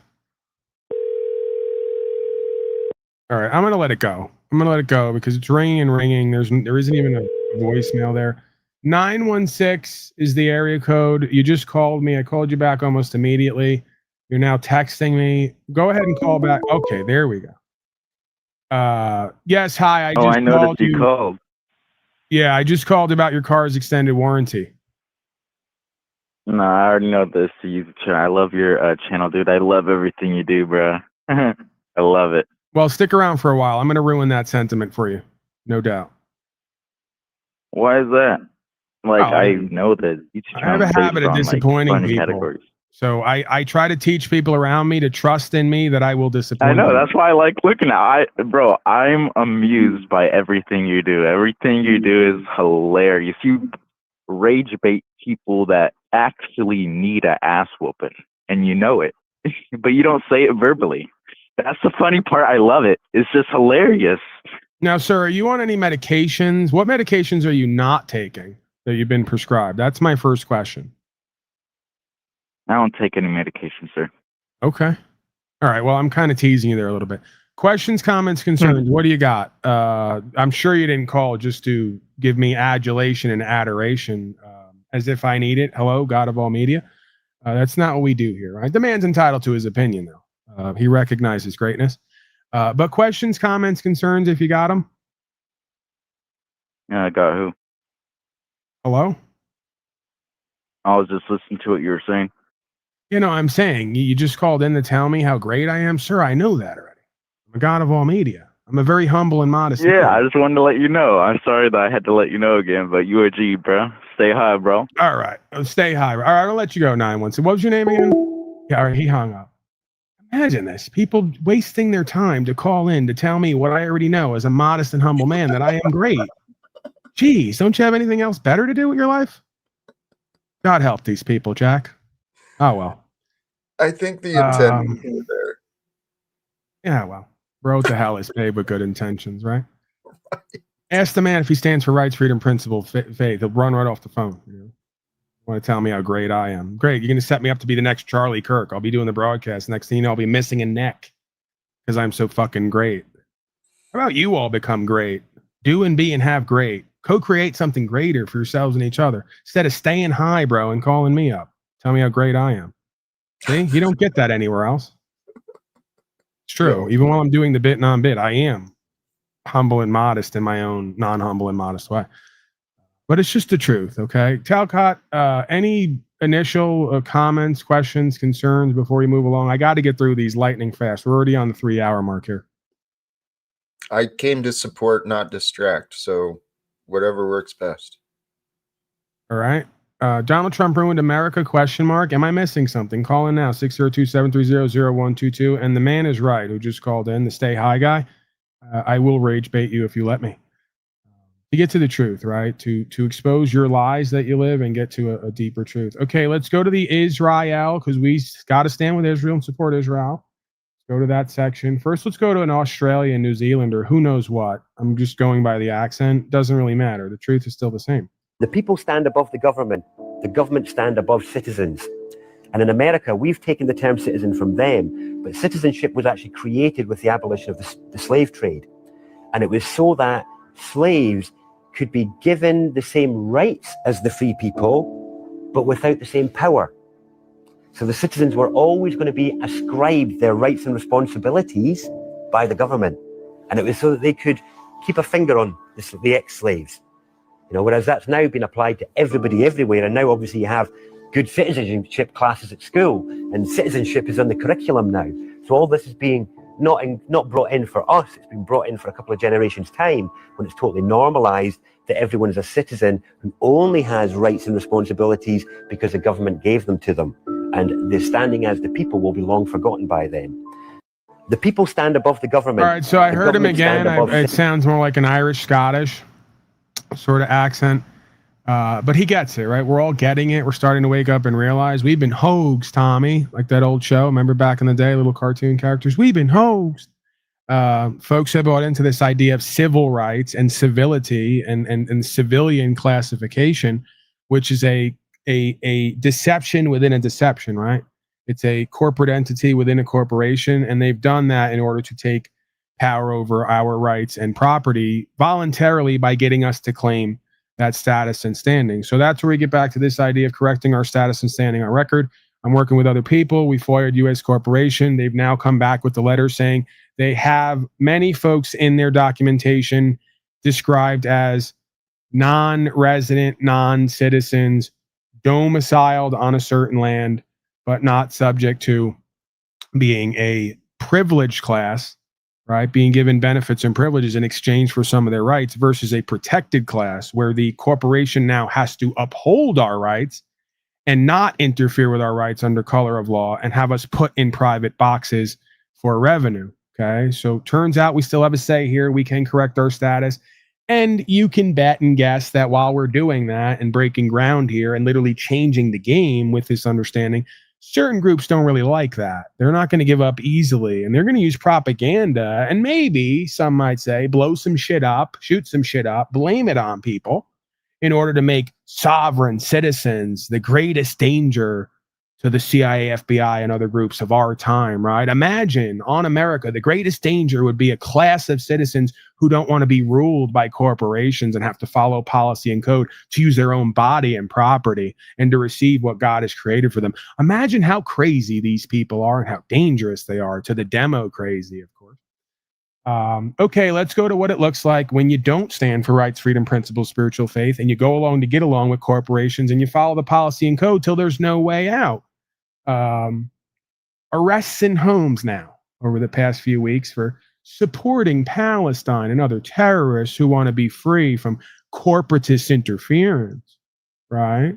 Who don't want to be, turned into a glorified resort, right? Given the old glass parking lot treatment and then turned into a resort. How dare these people? If you'd like to gather, obviously I'm more than willing to talk through what you're able to take with you. What, you're taking me away now? Yes, so you're under arrest, so you're going to Harrogate, unfortunately. You're taking me to Harrogate in the middle of the night over a tweet? I am, unfortunately. Is this what you signed up the police to do? This is my actually, role. yeah. I'm reasonable with you here. So if there's stuff you'd like to gather, I'm more than willing to allow unbelievable. Stuff like medication, if you've got any numbers you need. But at the moment, you join the police to go and arrest people at night for tweets online. Do you need any medication? I can't imagine that you are going to be in very long, but do you need any medication that you take at night? No. No. Do you need anything else you can think of? Wallet? Want to change your shoes or all? I'd like to put some shoes on if that's all right with you. Yeah. Righty, huh? All right, then. Your paycheck. We will give you a search here. Search? Yeah, just to make sure there's nothing in your pocket that you can harm yourself with, or you think I've bought it in the van. we're going to do it in here rather than outside so all your neighbours can go. Oh, fill your boots, mate. I'm good. You do understand I'm going to make a maximum fuss about this free speech union. Yeah, absolutely. You guys just doing your jobs, obviously, but your dickhead bosses have just opened up a world of shit. Trust me, if I didn't have to. Stop making excuses for these people. They're the lowest form of swine. Just doing your job is exactly what the Nazis said as they were killing old ladies and babies. Give me a fucking break. This is the Holocaust of our time. There is no other way to see it. And it all happened for the same reasons. Because you're all the same nice, kind, polite, tax-paying, good citizens who follow the code and suck dick to try to retain your position in a corporately run world. And it's not washing anymore. Okay? It's why I and others left our jobs because we didn't want to wear masks and take jabs and went to a fucking tent if we had to start something that becomes prosperous and abundant with God's grace and mercy and co-creative understanding. You should do the same. It's called being a man again. Coming back into our manhood. Imagine that. Your thoughts on that, Mr. Talcott? Questions, comments, concerns? You have such a way with words. And yeah, these are the times we're living in, right? The way it is, the world is the way that it is because people chose to obey. And just what you said, the same excuses were made in the past with atrocities. And what's going on today, man?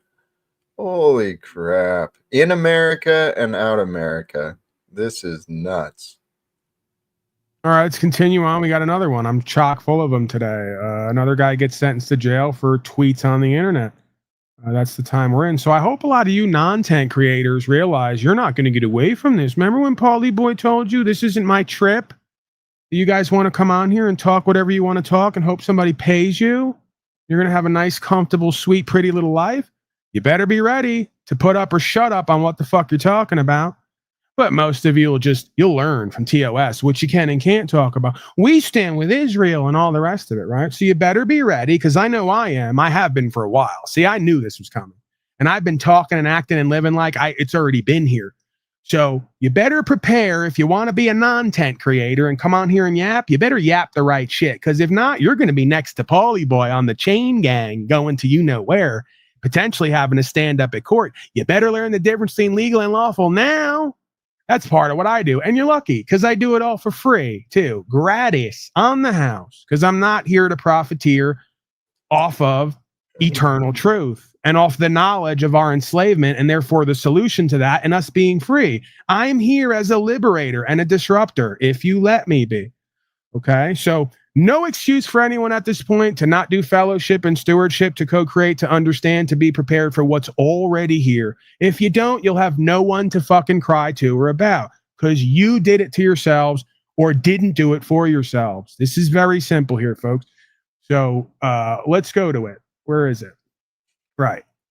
2 years in the box. You went on to say that you did not want your money going to immigrants who, quote, rape our kids and get priority. Oh, you can't say that. Nope. This offence is so serious that an immediate custodial sentence is unavoidable.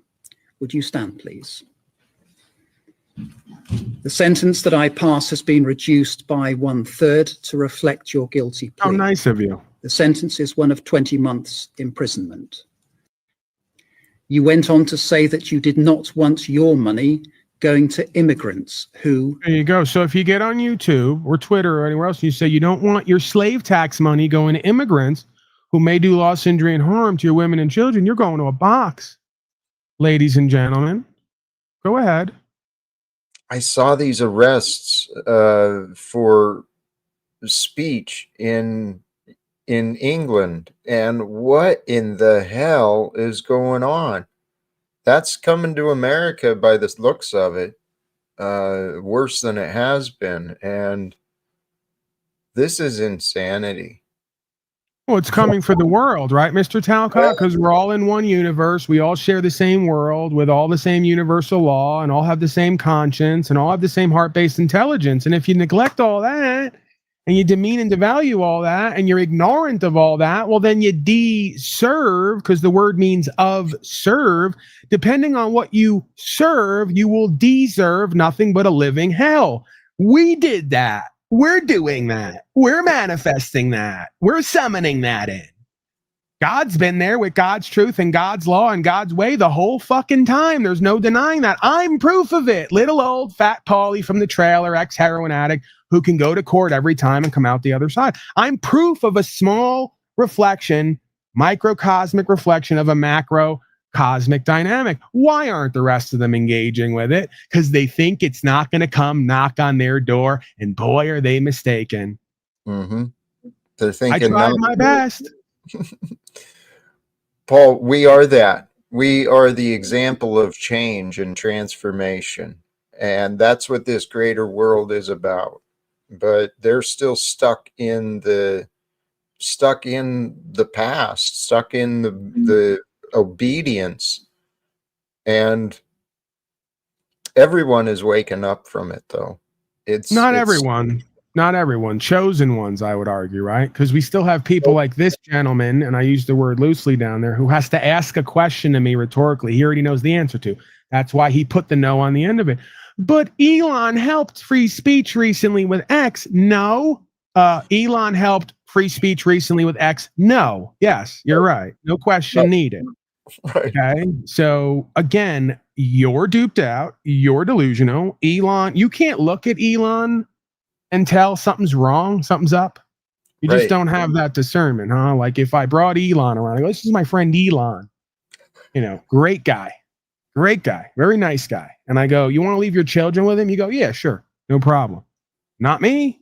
No. So Elon is a bizarre character. He literally laughs in your face while he lies to you. He couldn't dupe and delight more. He loves the power game of lying to your face and watching you listen and repeat this garbage. They get off on it. I used to play with it on this broadcast. I still do at times. I just let you in on it. That's the difference between me and them. They do it for sport and for fun and to do mockery, humiliation rituals. I let you in on what they do by simulating it here. Mm-hmm. Right? So Elon, newsflash, this is another person. We voted for a corrupt billionaire on TV. Why? Because they love and care about us. Right. And if you believe that, please, sir, I'm the next best thing to Elon. Just give me your social security numbers and your bank account information and all the rest of it, because I'm going to help you real hard. I'm going to keep you real fucking safe if you let me, if you just give me some access, right? Oh, no, they're saying no for some weird reason. No, we don't trust Paulie Boy in the trailer, humble man living within his means, attempting to do what's true and what's right. Who we do listen to and trust is billionaire politicians and pedos who say they care about us on TV and on Twitter. Right. That totally makes sense. And I'm mentally ill too, by the way. Just throw that on the record, because someone came here earlier and said, Paul, you look mentally ill. You sound mentally ill. And the next statement is, isn't Elon loving us and caring about us? I go, isn't this fascinating and ironic? So let's go to what it looks like when you keep trusting corrupt billionaires and pedos who come out with Baphomet symbols all over their costumes during Halloween. Does anyone remember that? When Elon came out during Halloween and he had to wear a cute little costume that cost $5,000, okay, just to really put it right in your ass, you know, it's what it is. Excuse me, forgive me, but he had to just put it right in you. Comes out, goes, dude, look at my costume, 5,000, and it's Baphomet and Luciferian symbolism, because they love to fuck with you. They love to mock you and humiliate you, and then you show up at my broadcast like a dunce and vomit this shit back out onto me. And I go, I don't know if I can help you. I don't know if there is help for someone like you. It's all right there. If you can't see it and understand it, I don't know if I can see it and understand it for you. And no matter how much I communicate, you just don't get what should be obvious and common sense. So let's go to what it looks like. We got a nice, perfectly shaved with the glasses, attractive male. I'm sure a lot of the females here will say, in uniform. And he's showing up just to keep everyone safe. And to ask you about what you're typing on the internet, right? And can you explain why you Sounds like continue Elon, too. post things online about Post the what? government, What? hanging members of parliament, etc.? Well, what's wrong with that? It's my opinion. Do you think that's appropriate to post those things online? Well, you're a communist, treasonous government that are hell-bent trying to enslave us all. Okay, that's your opinion. So how can we resolve this issue with you continuing to post them? That's inappropriate. You can't. It's the freedom of speech. You can't stop me from saying what I think is true. When it does offend people, it does become Well, an what offence. you're doing is offending me. How am I offending you? Because you're the thought police. You're coming around here telling me I can't say what I like. That is incorrect. No, it's not. I'm just asking you to think about what you're putting on there, but because there's a fine line between freedom of speech and becoming totalitarian government. No, And that's what you are. You're a becoming an totalitarian police. You're the Nazi police. Okay.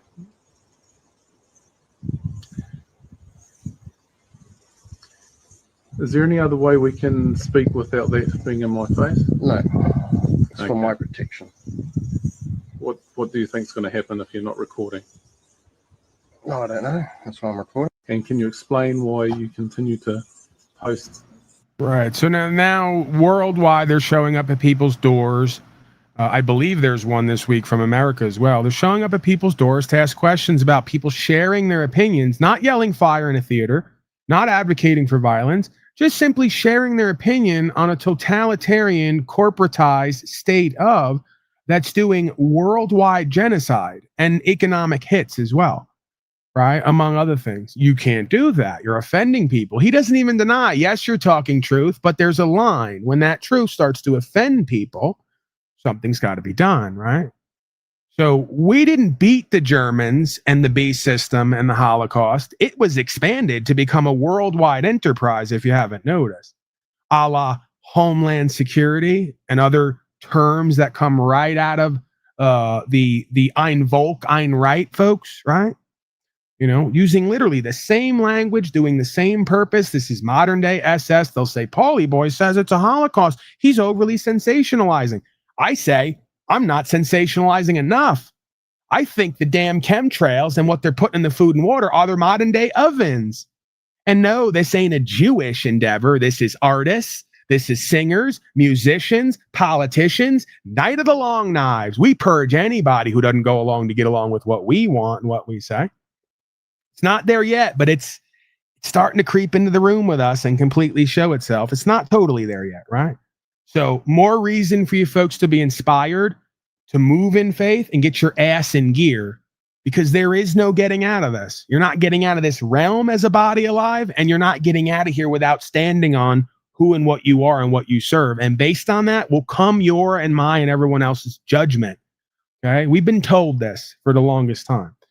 So a couple more, then we're going to get the hell out of here. Mr. Talcott, feel free to get in where you fit in. If you want to give me the telltale finger as a symbol of you wanting to get in, I will go to you specifically. Lift the ban, another house raid. So yeah, this is what happens.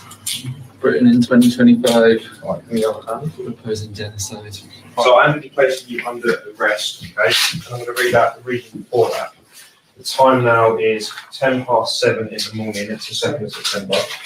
So, Patrick, you are under arrest on suspicion of committing the offence of Section 12, subsection 3 of the Terrorism Act 2000.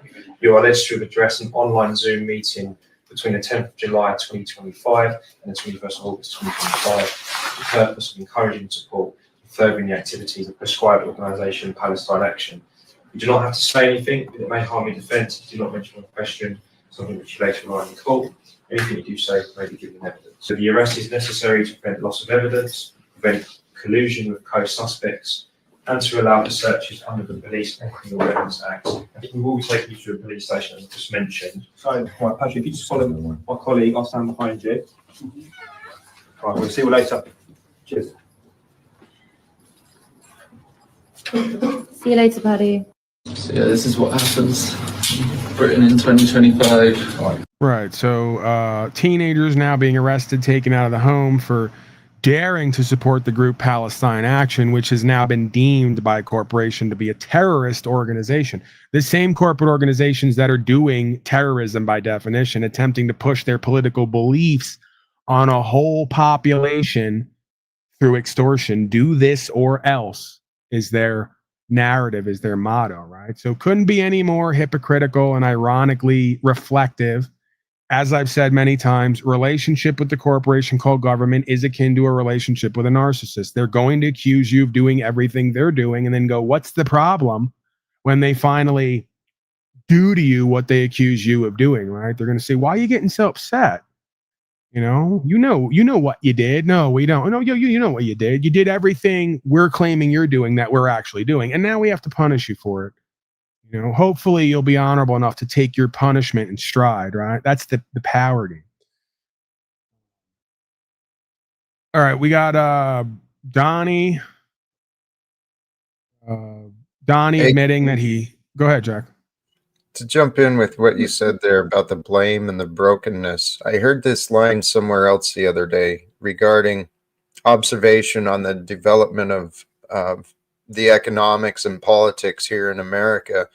The systems have the people have been systematically broken, right? Through the generational nonsense. People have been systematically broken and then blamed. But the people are the solution. We've got what you're doing, what we're doing. People, it's time for people to wake up. Start seeing. What was the next one you were saying? The next clip? Donnie admits that he was a part of a rigged election after accusing the other side of doing a rigged election. Can't make this shit up. No. Right.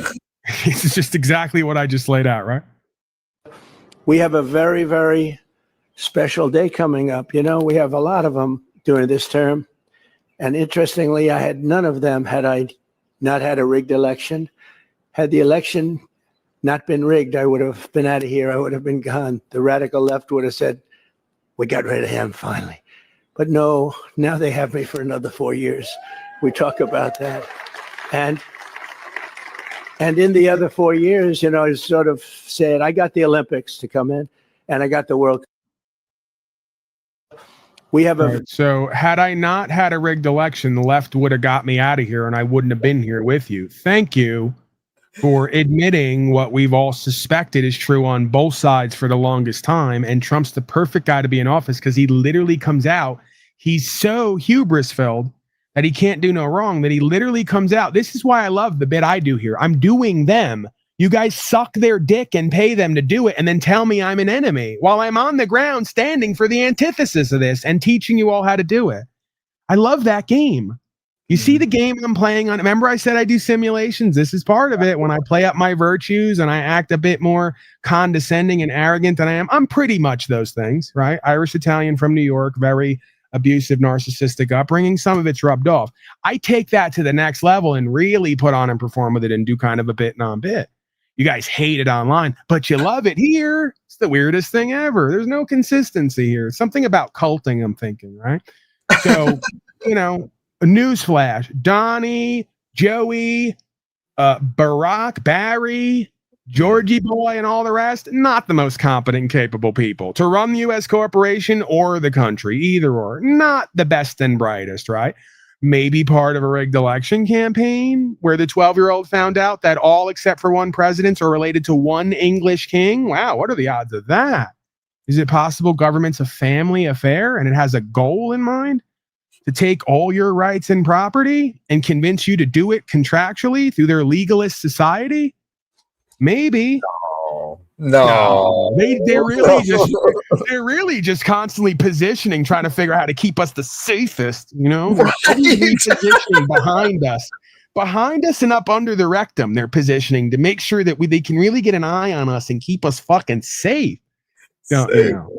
God, I feel safe right now with you. You and I and you here right now in this moment. It's like the whole world just melted away and it's just you and I and you.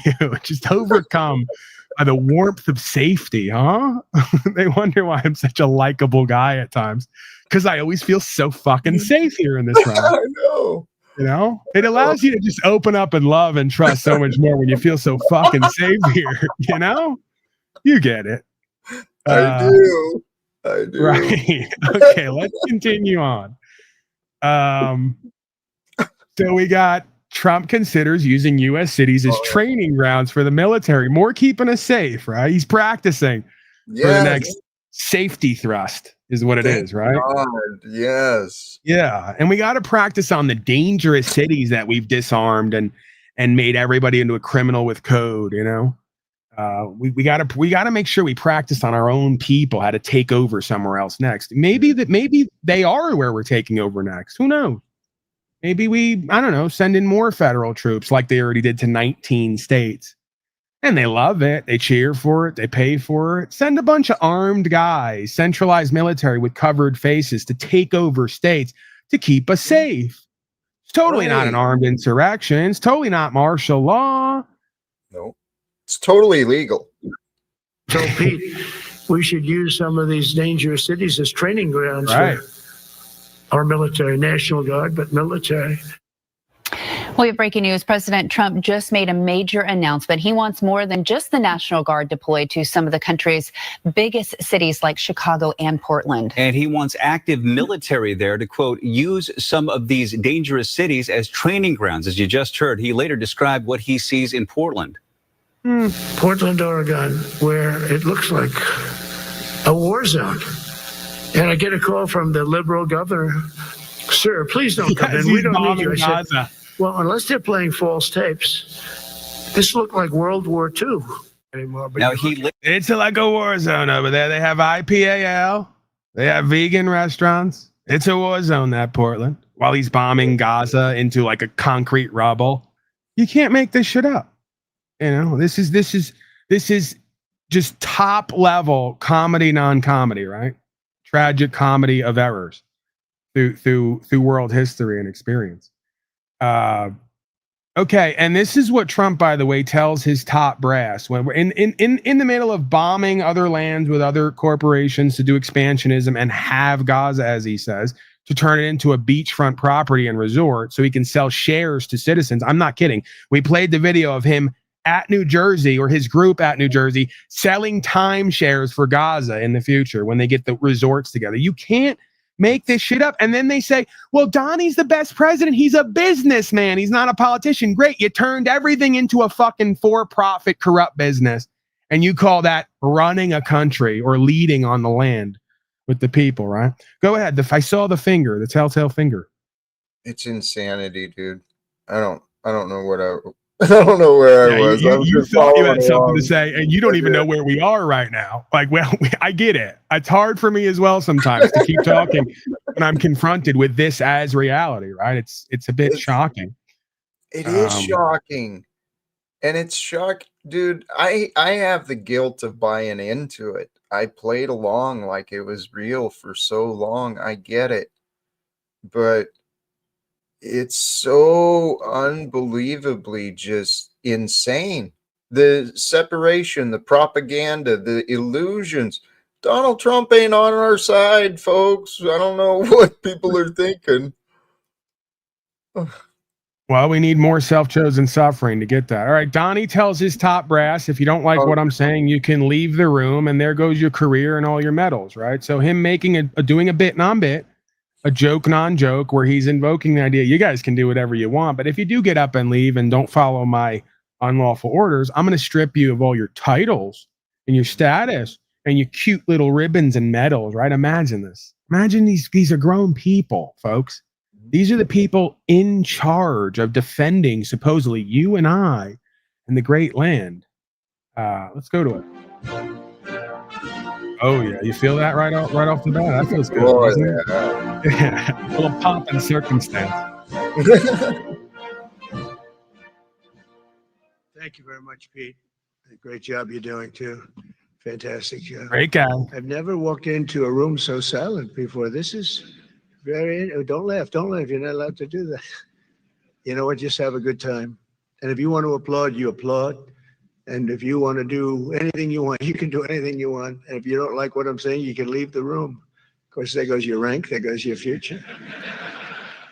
But you just feel nice and loose, okay? Because we're all on the same team. And I was told that, sir, you won't hear a murmur in the room. I said, we got to loosen these guys up a little bit. So you just have a good time. But I want to thank Secretary Hegseth and General Kane. General Raising Cane for a reason, they call him that. When I heard his name, I said, "You're the guy I'm looking for." The Joint Chiefs of Staff and so many others in this room who together represent the greatest and most elite fighting force in the history of the world, the United States. Blah, blah, blah. So basically, dad came into all the cosmic children and said, you can leave the room if you want. Family talk. If you leave, maybe I beat mom again. Just kidding. Loosen up. You know? And then he invokes raising Cain as if to say he loves the fact that he has hellraisers around him. A little more blasphemy and mockery for everybody. A little more Babylonianism, right? They put it right in your face. You know, It's not only the honest. fast food chains, but Donnie. Yeah, he is honest, right? He tells the truth even when he lies, as Tony Montana once said. So yeah, it's all right there in one moment. We can see it. If we let it be. So let's go over to a congressional hearing, senators, governors, not sure which. The point is, they were then told, line up and do what we say. And if you try to leave or not vote, we're going to put you in prison. Not good, folks. Not good when you start to see stuff like this happening just top to bottom on the world stage, right? Representatives now being held over a barrel to carry out some global agenda at the barrel of a gun and at the risk of being imprisoned for not wanting to go along to get along. If I attempt to leave this chamber today without signing a permission slip, am I subject to arrest by the government? As I stated today, no one will be able to leave the chamber without a permission slip. Mr. Speaker. So notice for what purpose? Parliamentary inquiry. State your inquiry. Why is an arrest under the call of the House not prohibited by Article 3, Section 14 of the Texas Constitution that prohibits members from being arrested during the legislative session? So notice that is a general question that the chair declines to answer. Mr. Speaker. So notice for what purpose? If I attempt to leave this floor today with this call of the House on me, why am I not protected from arrest by Article 3, Section 14 of the Texas Constitution that prohibits the arrest of members during the legislative session? That is a hypothetical and general question. As previously stated, the chair declines to answer those. Mr. Speaker. Ms. Hinojosa, for what purpose? Can I walk out right now of this House without being arrested, or am I protected by Article 3 of Section 14 of the Texas Constitution? There are separate provisions under the Constitution that provide for maintaining and compelling a quorum. They are separate. Ms. Hinojosa, as previously stated under the call of the House, there are permission slips that you are welcome to take. Does anyone notice yet what's going on all across the world? The dual jurisdiction I keep pointing to. Paulie's ahead of his time. He's got this figured out. You guys don't want to take it because I don't have the degree and the goofy little suit, right? I don't have the right hair for it. My teeth aren't white and straight enough for you to take it, right? So she's quoting that good old Constitution, but doesn't know what's in it. And he's telling you there are separate amendments. They create dual jurisdiction. When you show up in a legalistic corporate capacity, you're subject to our rules. You want protection under the rule of law while identifying as the citizen and part of the corporation. You don't get that, dunce. Come out of her, my people. Stop serving this thing. Stop showing up off of code like a bunch of robots who are now going to be replaced by AI robots running code. It's all right there spiritually and physically as a manifestation dynamic. So please, for you republitard, patriotard dunces, stop quoting the Constitution. You embarrass yourselves.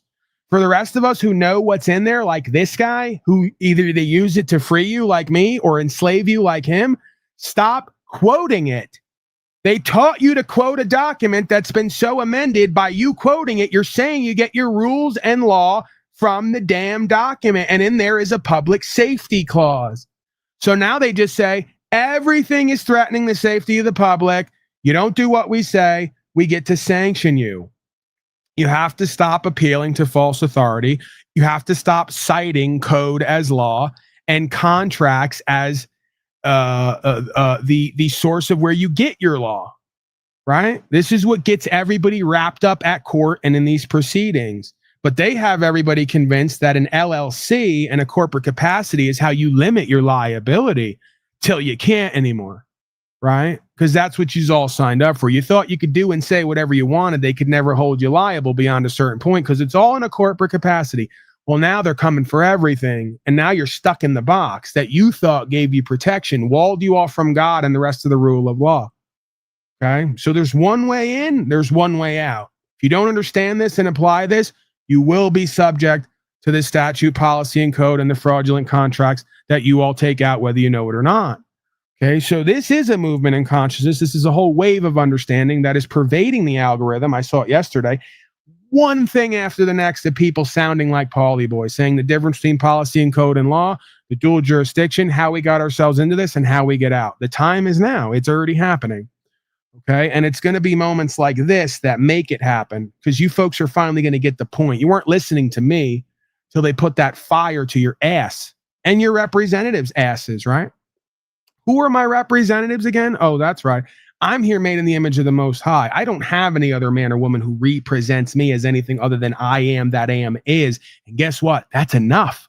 More than enough, especially in these venues. The finger was up. Mr. Talcott, do you have something? We're moving quick here. Lightning round. I want to step out, but don't want to be an interruption. Thank you. You're free to step out. Maybe you get stripped of your life coach status. I don't know.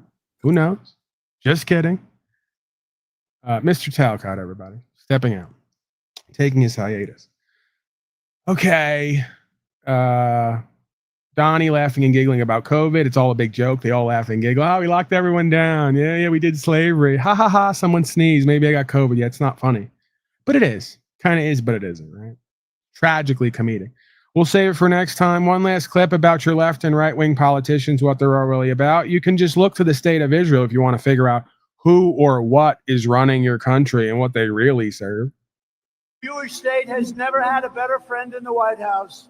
We have to get the people of our country, of this country, to love Israel more. I have to tell you that. We have to do it. We have to get them to love Israel more. America's commitment to Israel's security flows from a deeper place. The bond between the United States and Israel are unbreakable. And the commitment of the United States to the security of Israel is ironclad.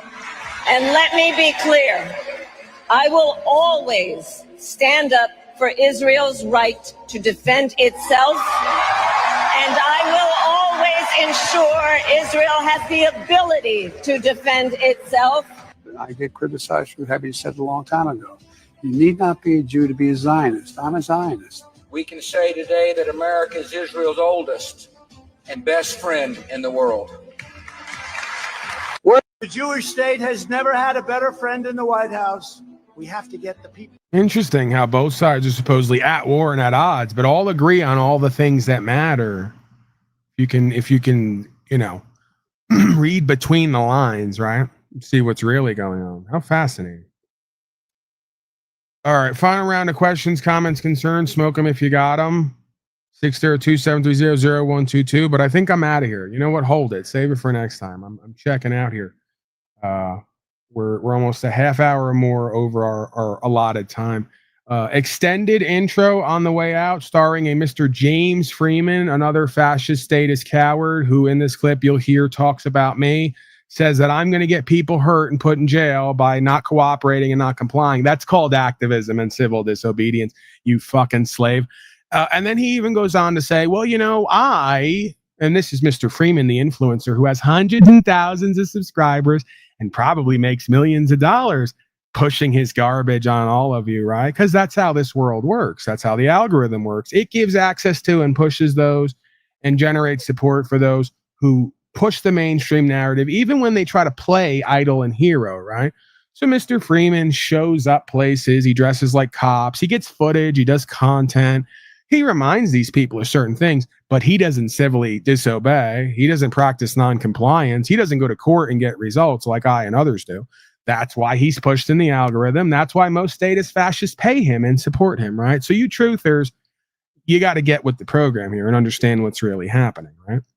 This is why a lot of movements in consciousness are not as successful as they could be, because the ones who have all the unity and the support are the most slavish, slaved out, and literally supporting their own genocide, while then demeaning people who are bringing the solutions and saying things like, quote, Mr. Freeman will say in this clip, when the agents come to me of the state corporation, I just pay them and move on with my life. You, sir, are the problem. You bring no solutions, and you use God and the devil and this scenario to try to make a name for yourself, to profiteer off of your content. I see right through you, and I see right through all the rest of you out here. And that's why when I got next to you, at one point, all of you, you're shaking your boots because you know that I see you for who and what you are. I'm not like your duped out, deceived, disempowered audience. That's why most of you can't work with me for any extended period of time, because I'm not loyal to people, places, and things. I'm loyal to the cause, because the cause doesn't change. You folks blow in the wind based on how you feel and what your comfort level is. So I'll see the rest of you. Blessings to all the contributors and supporters and the audience alike, even the loser, failure, haters. I was one too. I may still have it in my blood. God help me to get it out. But you need it more than anybody. So much love, as it's been said in these venues. I will be back within 4 days or so, God willing. And we're continuing to move forward with the land and all the other things, updates when necessary. So what is this called on the way out? Paul Unamused. How apropos. Bye.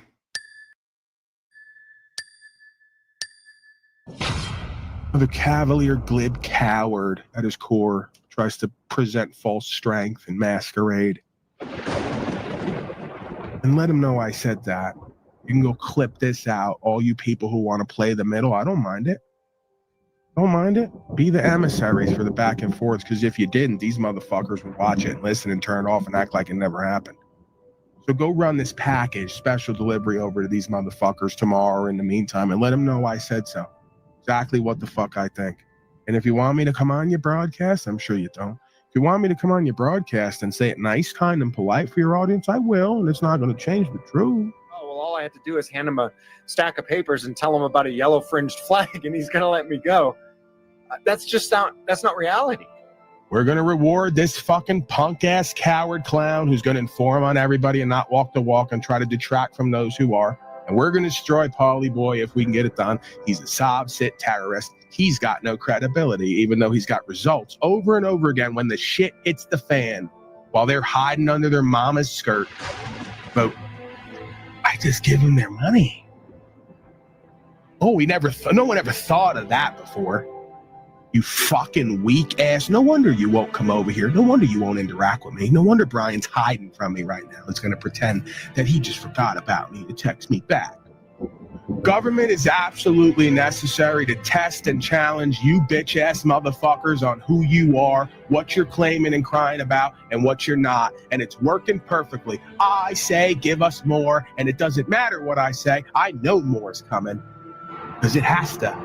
This is a historical loop, light age, dark age cycle. You can't run from self and the truth that's revealed to self. You can't override it either.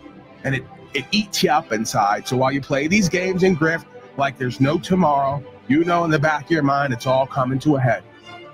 Right? All coming to a concrescence point. Right? So just keep up your fucking devilish games, get all you can now, and hope that it doesn't come down on you. That's all this is. If you were to take the ideology that was put forth in the certain documentations and the quotes that we get from the founders, and you were to make a man out of them in pure form, I would be the closest thing to something like that. And I can tell you from looking through the eyes of that being and how we live, you guys want to keep acting like you're in the same camp as the founders, right? Regardless of the skeletons they have, for what they did and what they put on record and what they created that you're living and reaping the benefits and fruits from. Those motherfuckers, just like the Christed being in scripture, would not even set eyes on you twice when they see you and listen to you and know who and what you are by judging your heart and your deed. You fucking punk ass bitch. If I have to go to fucking prison right now, I will not like it, but I will sit right there and know I'd rather fucking be in the box for doing what's true, what's right, than be outside in this place with you, laughing and giggling in everybody's face like there's something funny. You make me sick. You're another corrupter and co-opter. I smell agent. Another corrupter, co-opter. You know, people call me a sovereign citizen. No, they don't. What? Who? The ones who are completely duped out? completely, because you like to ride the middle, right? Like, I say I'm for rights, freedom, and principle, but I just comply, pay them, do what they say, right? But they call me they call me that because I won't fucking comply. Because when they fucking stopped me, I had a trunk full of trouble, ask them, and I didn't give a fuck what they thought about it. Because I don't need to. They ain't my judge. Stop telling my story and doing it horribly. They call me victim again. You should hope these statist motherfuckers call you a sob-sitting a terrorist. That's the same thing they said about Jesus, bitch-ass motherfucker. Till 200, 300, 2,000 years later, when someone got the bright idea that maybe that being was right. Yeah. They call me a sovereign citizen. No, they don't. Co-opter, corrupter, agent, scum. You don't do nothing like that gets you called that. They call me that because I do. And I'm proud of it. Good. The statist, corporatist, fascist scum call me a sob-sit terrorist because I'm willing to ride on God, rights, guns, and freedom. Suck my dick. How about that? Sorry, I got a little bit ghetto there at the end. That's not palatable. That's not nice, kind, and polite. We're evangelical Trump voters in the swing states. We're about family values. Paulie Boy just cussed. Yeah, and I want to say a lot of there's people who say that I'm a sovereign citizen because I believe in certain rights that they don't. But here's the thing, I believe that a lot of the things that the government does is wrong, but I still comply. Like you said, it's all about generating money. It's all about money. What? I don't argue. I just give them their money. You go through any one of these places, it's a bald jerk off like this who's been completely fucking sodomized and assimilated with 3 fucking gamer screens and a trimmed up beard and the shaved head and all the rest of it. Inauthentic corporate male. He's a victim because someone somewhere on the internet called him a sovereign citizen for complying. Fucking clown. Make sure you get online tomorrow and act like nobody sent you the clips of me doing this fucking 2-hour rant on both you bitch-ass motherfuckers. Act like it didn't fucking happen. If you had any fucking balls, you'd pull it up like I do and give your audience access to it, and then you can make me look like the nasty motherfucker I am, right? If you go back to the founders, they would have wrote down that it was self-evident, these things, that now you can't even get these folks to see or cognize. As if that's not proof of the dynamic. What used to be obvious and inherently self-evident is now difficult for these fluoride heads to even comprehend of, let alone live and actualize. I'm just asking you, why do you have these cucked out beta males who smirk and smile at the camera while they say we should all comply and we should just record and document the downfall of humanity? Giggle about it. It's funny. The destruction of everything good and great and innocent, right? The plunging of the women and children, including yourself, because you are a bitch, into slavery and genocide. It's fucking funny, ain't it? You fucking coward. Instead of you just getting on there humbly with reverence before God and the people and saying, I'm a fucking punk-ass coward. I know I need to do more. You sit and laugh and giggle and act like you occupy some superior position because you're going to document the downfall and giggle at it. And what is your answer? Well, if we stand for ourselves and stop accepting less, we might get a beating. Yeah, that's called being a man. That's how life works. You don't even want to show up for yourself and others, let alone have to take a fucking beating, let alone have to give one out.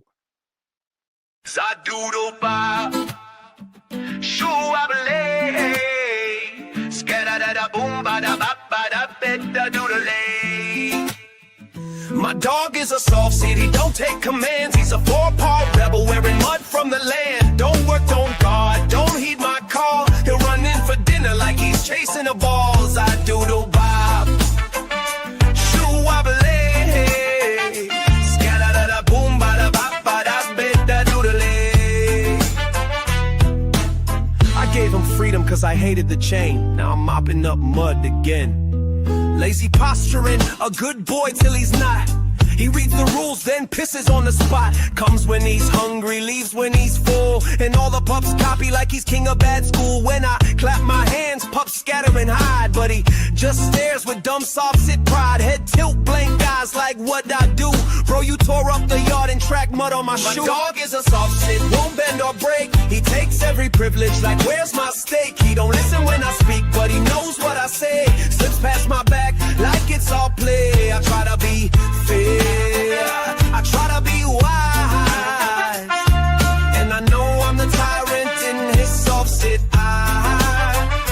Zardoodle Bob, shoo up lay, scatter boom bada bada beda doodle.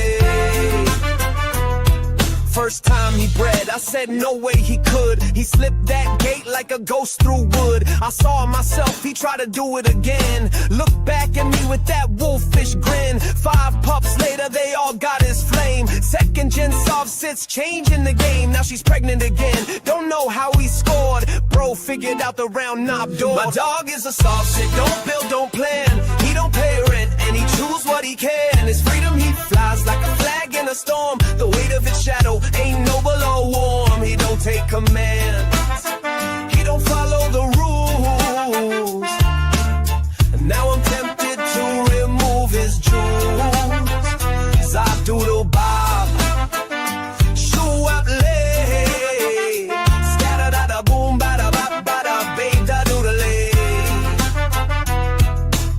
I pour in love, I give them all grace, but it's looking like I'm losing this self-made race. The creator's testing me steady and plain, and I keep stepping deep in the same damn pain. I didn't want slaves and I don't want war, but I'm raising 8 beasts that guard the door. When he's not around, they'll listen and stay. They snap right out of their soft sit. My dog is a soft shit, he don't raise a paw.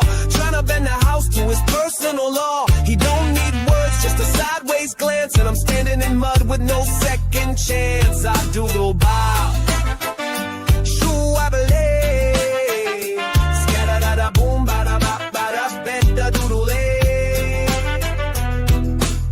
Is freedom meant only for those who discern, or do beasts burn? Lessons I've yet to learn. I won't let them be sold to be poisoned and tamed. I gave them a home so they never know chains. Now I'm stuck guarding in their sovereign domain, but to lead them in peace must I wear that blame? My dog is a soft sit, I made him that way. Let him be free and I pay every day. He don't see the weight that I must bear while I fight off the world that don't even care. He made his choice, I'm still making mine. He's free by nature and I pay the fine. Zardoodle Bob, shoo up lay, scatter da boom bada bada beda doodle. Scatter da boom bada bada beda doodle. God damn it, Paul.